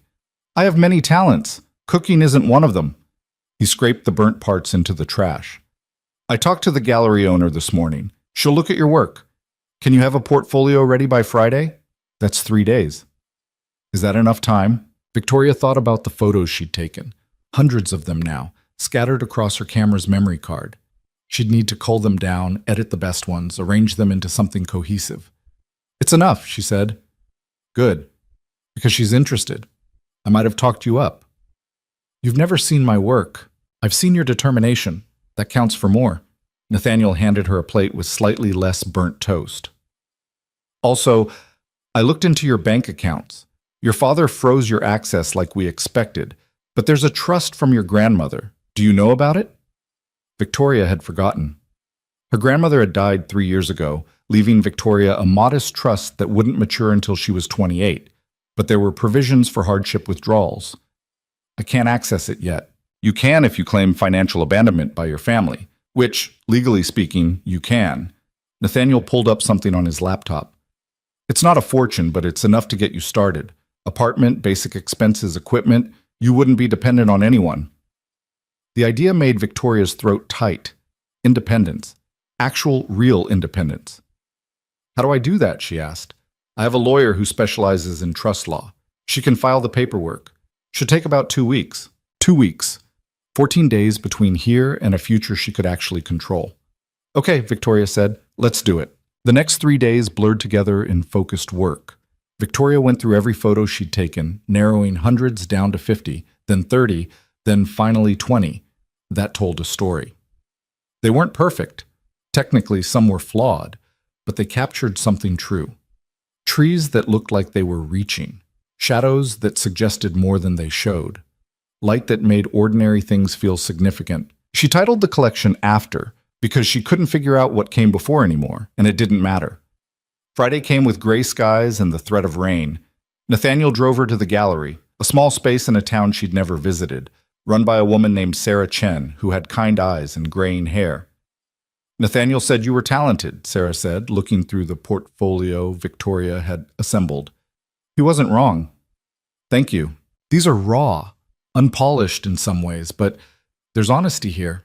Pain, too, if I'm reading them right." Sarah looked up. "What were you trying to capture?" Victoria thought about it. "Survival. What it looks like to choose yourself even when it costs everything." Sarah nodded slowly. "I think a lot of people would connect with that, especially now." She closed the portfolio. "I have an exhibition opening in 6 weeks. Local artists, contemporary perspectives. There's space for one more contributor if you're interested." "I'm interested." "It's not paid. We don't do sales on site, but it's exposure. And exposure leads to opportunities." Sarah handed back the portfolio. "Think about it. Let me know by next week." Outside, Victoria stood on the sidewalk and felt something she hadn't felt in months. Possibility. Not happiness, not yet, but the space where happiness might eventually grow. "She liked them," Nathaniel said. "She did. You sound surprised." "I am. I thought I'd forgotten how to do this, how to create something that mattered." Victoria looked at him. "Thank you for pushing me, for making me remember." "You didn't forget. You just weren't allowed to remember." He checked his phone. "Marcus's arraignment is Monday. They're expecting him to plead not guilty. Trial will probably take 6 months. Will I have to testify? Maybe, if they build a case around the abuse allegations, but that's a long way off." Nathaniel pocketed his phone. "The trust paperwork went through this morning. You have access to your grandmother's money as of today." Victoria felt the ground shift under her feet. Not collapsing this time, but solidifying. Real resources, real options, real independence. "I should find my own place," she said. "Stop imposing on you." "You're not imposing. I am. And I need to figure out how to live without someone else managing my safety." She said it gently. "You've done more than enough, more than I can ever repay, but I need to do the rest myself." Nathaniel looked like he wanted to argue, but he just nodded. Okay, but stay at the cabin until you find somewhere. No rush. They drove back through rain that started as mist and built to downpour. Victoria watched the landscape blur through the windshield and felt the weight of the last 2 weeks finally settle into something manageable. Marcus was facing justice. Her family had made their choice. She had money, a camera, and a gallery show in 6 weeks. She had a future. It wasn't the future she'd planned. It was smaller, uncertain, built on foundations that still felt shaky. But it was hers, entirely, completely hers. And that was enough. Victoria found an apartment 3 weeks later in a neighborhood she'd never lived in before, far enough from her old life that running into anyone from her past felt unlikely. It was small, 1 bedroom, galley kitchen, a living room that barely fit a couch.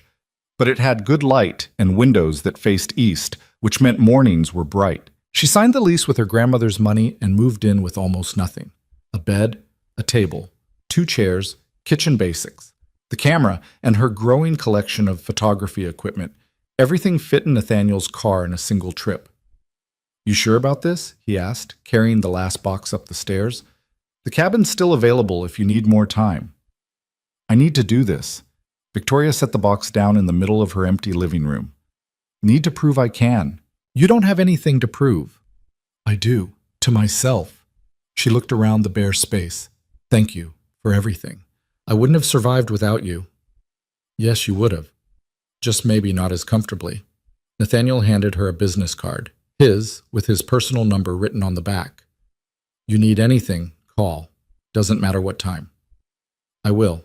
He left, and Victoria stood alone in her apartment, feeling the silence press against her like a physical thing. No one telling her what to do. No one managing her choices. No one hovering with concern or control or carefully disguised threats. Just her.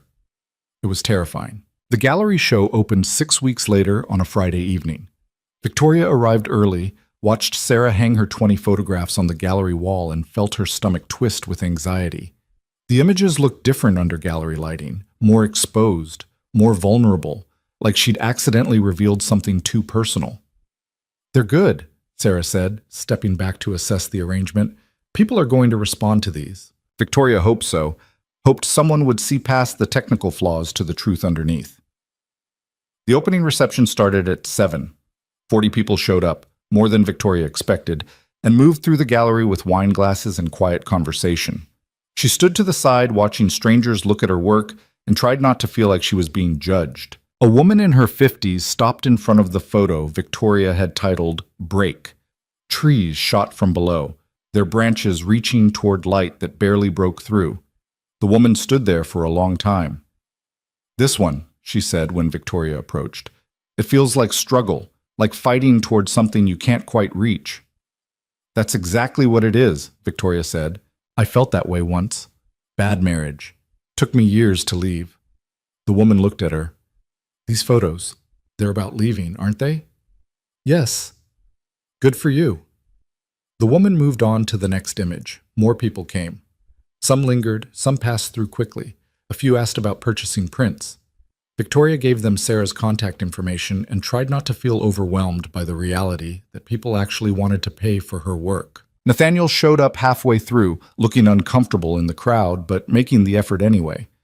You came, Victoria said. You invited me. I'm not completely socially incompetent.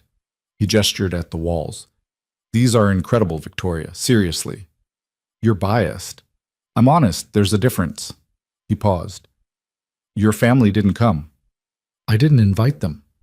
Not even Claire. Especially not Claire. Victoria had deleted her sister's number weeks ago and hadn't regretted it. The betrayal had been unintentional, but it was still betrayal, and Victoria couldn't afford vulnerabilities anymore. This is separate from all that. New life, new work, new everything. How's that working out? Some days are better than others. She was being honest. Some days she woke up feeling capable and independent. Other days, the weight of what she'd lost, family, security, the illusion of a planned future, crushed her before she got out of bed. But I'm managing. That's more than managing. That's thriving. Victoria wanted to believe him. The show ran for 6 weeks. Victoria sold 12 prints and got 3 commission requests. One for a wedding, which she politely declined, and 2 for family portraits, which she accepted despite her inexperience. The money wasn't substantial, but it was earned, hers, untangled from anyone else's control or expectations. She threw herself into work, took photos constantly, experimented with different styles, built a website, started an Instagram account that gained followers slowly but steadily. She took the portrait commission seriously, spent hours with each family finding the right light and the right moments, and delivered images that made clients cry with recognition. One woman, looking at photos of her teenage daughter, said, "You made her look exactly like herself. Not prettier, not older, just completely, perfectly her." It was the best compliment Victoria had ever received. Marcus's trial started in November. Victoria was subpoenaed to testify about the abuse, along with Amanda and 2 other women who'd come forward after the article published. The prosecutor prepared her carefully, explaining what questions to expect, how to stay calm under cross-examination, how to remember that telling the truth was enough. "His lawyers are going to try to discredit you," the prosecutor warned. "They'll bring up the wedding, suggest you're bitter, imply you're lying for attention or revenge. Don't engage, just answer the questions directly." Victoria nodded, feeling sick. The testimony day came in early December. Victoria wore a simple dress, no makeup beyond minimal coverage because she wanted to look honest, and walked into the courtroom feeling like she was walking back into Marcus's trap. He sat at the defense table in an expensive suit, looking smaller than she remembered, diminished. When their eyes met, his expression stayed carefully neutral, but she saw the anger underneath. She took the stand, swore to tell the truth, and did. The prosecutor asked about the relationship, the escalating control, the violence. Victoria answered each question simply, factually, without embellishment. Yes, he hit her. Yes, he isolated her from friends. Yes, he threatened her when she tried to resist. Yes, she'd been afraid. Marcus's lawyer stood for cross-examination. He was older, silver-haired, with a voice designed to sound reasonable. "Miss Ashford, you called off your wedding very publicly, didn't you?" "Yes." "In front of 200 guests?" "Yes." "That must have been humiliating for Mr. Holloway." "I wasn't thinking about his humiliation. I was thinking about my survival." "But you're aware that immediately after you left, a damaging article about Mr. Holloway was published?" "Yes." "An article you helped facilitate? An article that exposed his criminal behavior?" "Yes." "So you admit you had motivation to paint Mr. Holloway in the worst possible light?" Victoria looked at Marcus, then back at the lawyer. "I didn't need to paint anything. I just told the truth about what he did to me." The lawyer tried several more approaches, suggesting she'd exaggerated, that she'd been unstable, that the relationship hadn't been as bad as she claimed. Victoria held her ground, refusing to be shaken, and eventually he gave up. She left the stand feeling hollowed out, but intact. The trial lasted 3 weeks. The jury deliberated for 2 days. The verdict came back guilty on 4 counts of assault, 2 counts of financial fraud, 1 count of witness intimidation. Marcus was sentenced to 8 years, with possibility of parole after 5. Victoria watched him being led away and felt nothing. Not satisfaction, not relief, not closure. Just emptiness where fear used to live. Outside the courthouse, reporters swarmed. Victoria pushed through without comment. Nathaniel was waiting by his car. "You okay?" he asked. "I don't know. Ask me tomorrow." He drove her home. She went upstairs to her apartment, closed the door, and finally allowed herself to fall apart. The tears came hard and ugly, months of held tension releasing all at once. She cried for the person she'd been before Marcus, for the family she'd lost, for the life she'd thought she wanted that turned out to be a trap. She cried until there was nothing left. Then she got up, washed her face, and made herself dinner. The next morning, she woke up feeling lighter. Winter passed. Victoria took more photos, booked more clients, slowly built a reputation as someone who captured honest moments instead of posed perfection. Her work started appearing in local magazines. She was invited to exhibit at a larger gallery in the city. The Instagram account crossed 5,000 followers. She was making it work. In February, Claire reached out. The message came through Instagram, a tentative comment on one of Victoria's photos, then a direct message asking if they could talk. Victoria stared at the message for 3 days before responding. They met at a coffee shop neither of them had history with. Claire looked thinner, older, worn down by whatever had happened in the 8 months since the wedding. "I'm sorry," Claire said immediately. For telling Dad about the phone number, for not being stronger, for everything. I know. I wanted to come to your gallery show, to the trial, but Dad said if I had any contact with you, I'd be choosing you over the family. Claire's hands wrapped around her coffee cup. I couldn't do it. I'm sorry. You made your choice. Victoria said it without anger. We all did. Mom asks about you sometimes. When Dad's not around, wonders if you're okay. I'm okay. Are you happy? Victoria thought about it. I'm building something. It's not happiness yet, but it's mine. That's enough for now. Claire nodded. Dad's business collapsed completely. He had to file bankruptcy. We moved to a smaller house. Mom's on more medication. Everything fell apart just like you said it would. I didn't make it fall apart. It was already broken. I just stopped holding it together. I know. I'm starting to understand that. Claire looked down. Can we try again? Being sisters? Victoria wanted to say yes. Wanted to rebuild that bridge, have family again, stop feeling so alone. But Claire had proven she couldn't be trusted when pressure came, and Victoria couldn't afford to depend on people who would fold. Maybe eventually, Victoria said carefully, but not yet. I need to be solid on my own first. Claire looked hurt but nodded. Okay, I understand. They finished their coffee making careful small talk, then hugged goodbye. Victoria watched her sister walk away and felt sad but not guilty. She'd chosen herself again, and this time it didn't feel like destruction. It felt like protection. Spring came with rain and new growth. Victoria's second gallery show opened in March, this one featuring portraits, her commission work alongside personal projects.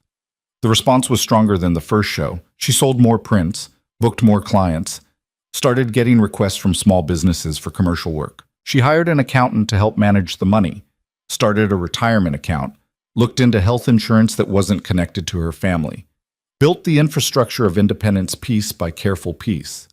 She was 27 years old and learning how to be an adult on her own terms.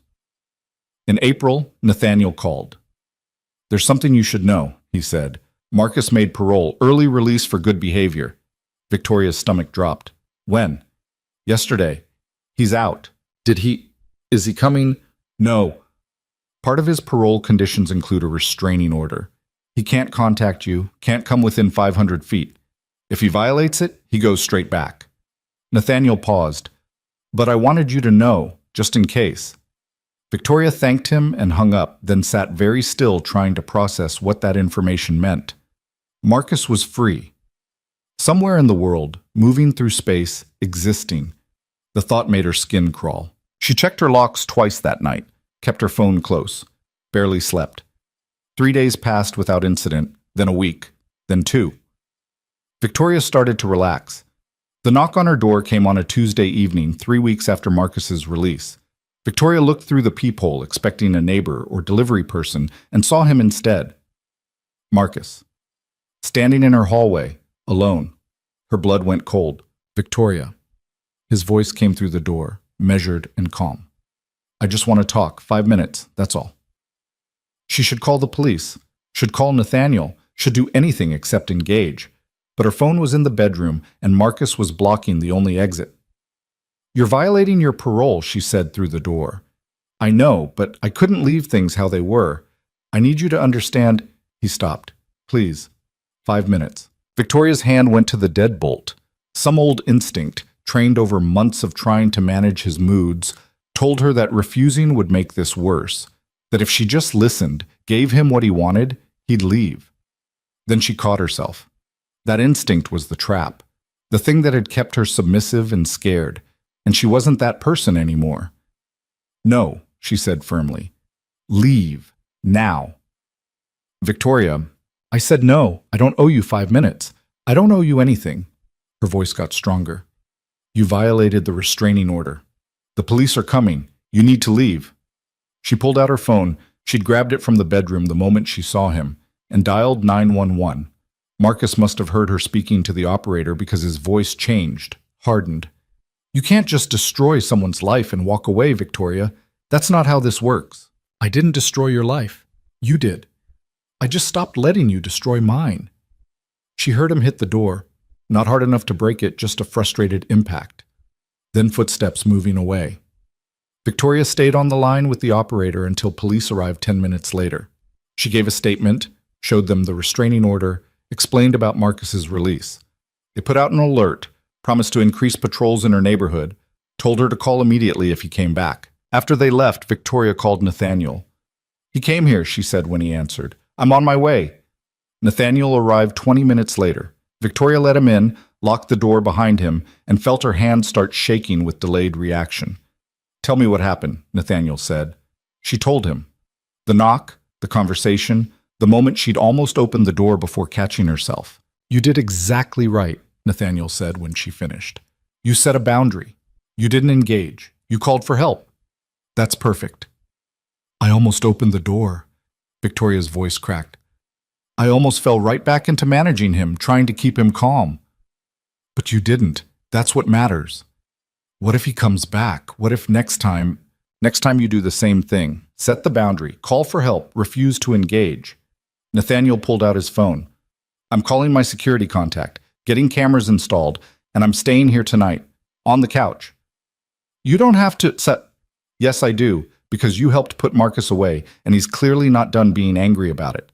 So until he's back in custody, you're not staying alone." Victoria wanted to argue, wanted to insist she could handle this herself. But the truth was she was terrified, and having Nathaniel there made her feel safer. "Okay," she said quietly. "Thank you." They spent the evening in careful normalcy, take-out Thai food, mindless television, conversation about anything except Marcus. Nathaniel made up the couch around 11. Victoria went to her bedroom but didn't sleep, listening for sounds at the door. Around 3 a.m., she heard it. Not knocking this time. The sound of someone trying the doorknob, testing it. Victoria grabbed her phone, crept to the bedroom door, and whispered, "Nathaniel." He was already up, moving toward the door with his phone in one hand. He'd heard it too. "Stay in your room," he said quietly. "What are you—" "Stay there." The doorknob rattled harder. Then there was a different sound, something scraping at the lock. He was trying to break in. Nathaniel dialed 911, spoke in a low, urgent voice. Victoria heard sirens in the distance, getting closer. The sound at the door stopped. Footsteps running. By the time police arrived, Marcus was gone. But he'd left evidence. Scratches on the lock, a crowbar discarded in the hallway, security camera footage showing him approaching the door. The police put out an arrest warrant. Nathaniel called his security contact at 4 in the morning. By dawn, Victoria's apartment had cameras installed at every entry point, and Nathaniel had made it clear he wasn't leaving until Marcus was caught. The arrest came 2 days later. Marcus had tried to board a flight to Mexico using a fake passport. Federal charges were added: violation of parole, attempted breaking and entering, flight to avoid prosecution. This time, the judge denied bail. "He'll get another 5 years minimum," Nathaniel said after the hearing. "Possibly more. And there won't be early parole this time." Victoria nodded, feeling numb. "You're safe now," Nathaniel added. "Really safe." She wanted to believe him, wanted to feel relief, but mostly she just felt tired. Tired of being afraid, tired of looking over her shoulder, tired of Marcus Holloway taking up space in her life, even when he wasn't physically present. "I want to stop thinking about him," she said. "Stop having him be the center of everything." "Then make him not be." Nathaniel said it simply. "Keep building your business. Keep making art. Keep living. Eventually, he'll just be something that happened to you, not something that defines you." Victoria looked at him. Over the past 9 months, Nathaniel had become her anchor, the one person who'd helped without trying to control, who'd supported without demanding anything in return. She trusted him in a way she hadn't trusted anyone in years. "Why did you really help me?" she asked. "And don't say penance. I need the real answer." Nathaniel considered that for a long moment. "Because you reminded me of someone I couldn't help. And because somewhere along the way, helping you stopped being about my guilt and started being about wanting you to be okay. Is that all?" "No." He met her eyes. "Somewhere along the way, I also started caring about you. Not as a project or a person who needed saving, but just as you. Victoria. The person who takes incredible photos and makes terrible jokes and refuses to quit even when everything's falling apart." The confession hung between them. "I care about you too," Victoria said quietly. "But I'm not ready for—" I don't know what I'm ready for. I'm still figuring out how to be alone. I know, and I'm not asking for anything. Nathaniel stood, giving her space. I just wanted you to know. So there's no confusion about why I'm still here. Victoria appreciated the honesty, appreciated that he wasn't pushing, wasn't demanding, was just existing beside her while she figured out who she was. Will you stay friends with me? She asked, while I figure things out. Yes? Even if it takes a long time? However long you need. It was the right answer. Summer came. Victoria's business grew. She hired an assistant to handle scheduling and social media. Rented a small studio space for client meetings. Started teaching beginner photography classes on weekends. Her life filled up with work and purpose and the slow, steady building of something sustainable. She went on a few dates, men she met through friends, through classes, through normal human interaction. None of them turned into anything serious, and that was okay. She wasn't looking for serious. She was looking for proof that she could navigate relationships without losing herself. Nathaniel stayed close, but not too close. They had dinner once a week. He came to her gallery shows. She asked his advice on business decisions, and he gave it without trying to make the decisions for her. It was the healthiest relationship Victoria had ever had, even though it wasn't romantic. In October, on the anniversary of the wedding that never happened, Victoria stood in her studio surrounded by her work and felt something she hadn't felt in years. Pride. She'd built this. Alone. With help, yes, but the choices had been hers. The work was hers. The success, however modest, belonged to no one but her. Her phone rang. Nathaniel. You busy? He asked. Not particularly. Why? I'm outside with Thai food and a bottle of wine. Thought you might want to commemorate the day you chose yourself. Victoria smiled. Come up. They ate on her couch. The food spread across her coffee table and talked about everything except Marcus. Eventually, the conversation drifted to the future. What do you want? Nathaniel asked. 5 years from now. What does your life look like? Victoria thought about it. A year ago, she wouldn't have been able to answer. Now she could see it clearly. I want a bigger studio, an established client base, maybe some published work in national magazines. She paused. I want to stop being afraid. I want to feel safe in my own life. You're not afraid now. Not of Marcus anymore, but of other things. Of depending on someone and losing myself again. Of trusting the wrong person. Of making the same mistakes. Those are reasonable fears. Are they? Sure. But fear doesn't have to control you. You can be afraid and still move forward. Nathaniel refilled her wine. That's what you've been doing for a year now. Moving forward, scared. He was right. Every step she'd taken since the wedding had been terrified. Leaving Marcus, hiding, testifying, building a business, learning to exist independently. She'd been scared the entire time and done it anyway. What about you? She asked. What do you want 5 years from now? Nathaniel looked at her and something in his expression shifted.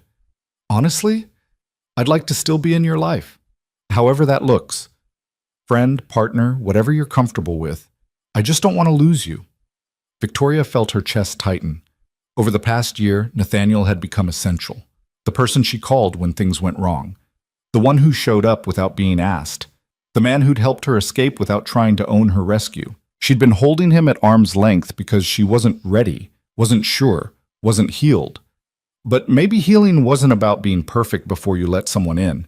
Maybe it was about letting someone in and trusting yourself to stay whole anyway. I'd like that too, she said quietly. You being in my life. Just in your life? For now. But maybe someday more than that. She met his eyes. If you're willing to wait. I've been waiting a year already. I can wait longer. It wasn't a declaration of love. It wasn't a commitment or a promise. It was just two people acknowledging possibility and agreeing not to rush it. It was enough. The months that followed were careful and good. Nathaniel stayed patient. Victoria stayed honest about what she could and couldn't handle. They went on actual dates, dinner, movies, walks through the city. But Victoria still went home to her own apartment after, still needed space to be alone with her thoughts. She was learning that love didn't have to mean losing yourself, that partnership could exist without possession, that someone could care about you and still let you choose your own path. It was a slow education, but she was a dedicated student. By the time Marcus's second sentencing came in January, 8 additional years, no possibility of early parole, Victoria barely registered it. He'd become background noise, a chapter that was closed and filed away. She attended the hearing because the prosecutor asked her to, but she didn't feel the need to make a statement or see his face. He was simply over. Spring came again. Victoria's business hit a milestone. 50 clients in a single month, more revenue than she'd imagined possible a year ago. She celebrated by upgrading her camera equipment and taking herself on a solo trip to the coast, where she spent a week photographing ocean and sky and the endless meeting of water and horizon. One evening on that trip, sitting on the beach as the sun set, she realized she hadn't thought about Marcus in 3 days, hadn't checked her locks obsessively, hadn't jumped at unexpected sounds. She was just Victoria Ashford, photographer, sitting on a beach because she wanted to. The woman who'd collapsed at the altar felt like someone else entirely. A previous version, necessary but outgrown. She'd been afraid and dependent and convinced she had no options. The woman on the beach knew better. When she got back to the city, Nathaniel picked her up from the train station. "Good trip?" he asked. "Really good. You look different." "How?" "Lighter, like you left something behind." I think I did. Victoria leaned over and kissed him, quick and sure, a choice made without fear. "I'm ready now.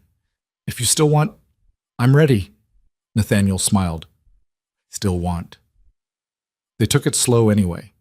Victoria moved into Nathaniel's place 6 months later, but kept her apartment as studio space.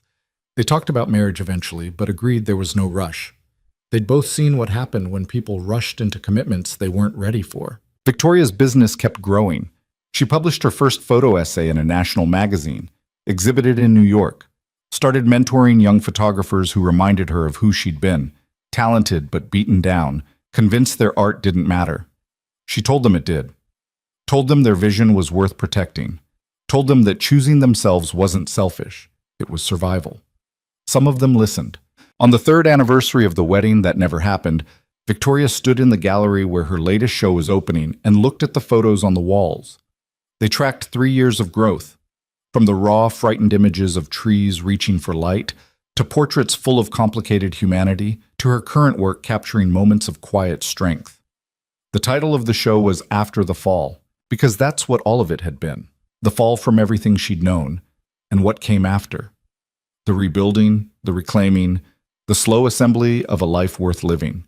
Nathaniel appeared beside her, handed her a glass of champagne. "To falling," he said, raising his glass. "And landing," Victoria added. They drank to that. People filtered into the gallery. Strangers who'd become clients, clients who'd become friends. A community built on honest work and authentic connection. Claire was there too. They'd reconciled slowly over the past year, rebuilding trust in small, careful increments. Her parents weren't there, had never acknowledged Victoria's success or apologized for their role in nearly destroying her. Victoria had made peace with that absence. Some relationships didn't survive truth. That was okay. Sarah Chen, the gallery owner who'd given Victoria her first show, approached with a man Victoria didn't recognize. "Victoria, this is James Park. He's a curator at the Contemporary Museum downtown. He's been following your work." "It's extraordinary," James said, shaking her hand. "Raw and honest in a way most contemporary photography isn't. I'd love to discuss a solo exhibition for next year." Victoria felt her breath catch. The Contemporary Museum. A solo show. The kind of opportunity she'd stopped dreaming about when Marcus told her photography was a waste of time. "I'd love that," she managed. James handed her his card. "Call me next week. We'll discuss details." After he left, Victoria turned to Nathaniel, stunned. "Did that just happen?" "It did. A solo show at the Contemporary. Mutz. Told you that you were talented." Nathaniel kissed her forehead. "Also told you that choosing yourself would lead somewhere good." He'd been right. Not that the path had been easy or smooth, it hadn't been. There had been months of therapy to process the trauma. Panic attacks that came from nowhere. Moments when the weight of independence felt crushing instead of liberating. Days when she wanted to quit photography, quit everything, just hide from the difficulty of building something from nothing. But she hadn't quit. She'd kept going, kept shooting, kept showing up to her own life even when it felt impossible. And slowly, gradually, the life she'd built became more solid than the one she'd escaped. That night, after the gallery closed and the guests left, Victoria and Nathaniel walked home through the city. It was late spring, the air warm and full of possibility. "You happy?" Nathaniel asked. Victoria thought about the question. Happiness still felt complicated, layered with things she'd lost, scarred by things she'd survived. But underneath all that was something solid and real. "Yes," she said. "I'm happy." "Good." They walked in comfortable silence for a while.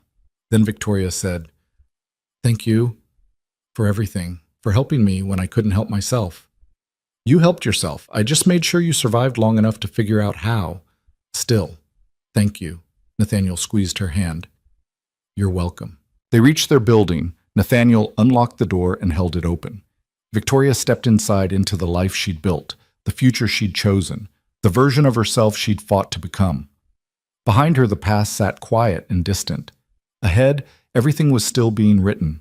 She'd collapsed at an altar 3 years ago, makeup running and secrets exposed, and thought her life was ending. She'd been wrong. It wasn't ending. It was just beginning in a way she'd never imagined, messy and difficult and entirely, completely hers. And that, she'd learned, was worth every hard thing it took to get here. The woman who'd stood at that altar, terrified and trapped, barely recognized the woman she'd become. The photographer with a growing reputation, the person who'd learned to set boundaries and enforce them, the survivor who'd transformed her escape into art. She'd learned that choosing yourself wasn't selfish, that protecting yourself wasn't cruel, that sometimes love meant walking away from everyone who couldn't love you right. She'd learned that falling apart wasn't the same as failing, that breaking could be the beginning of rebuilding, that the life that came after disaster could be better than the life that came before, if you were brave enough to build it. Most importantly, she'd learned that she didn't need rescuing. She needed permission to rescue herself. And once she had it, once she gave it to herself, everything else followed. The past would always be there, would always be part of her story. But it didn't define her ending. She did, and she was writing herself free.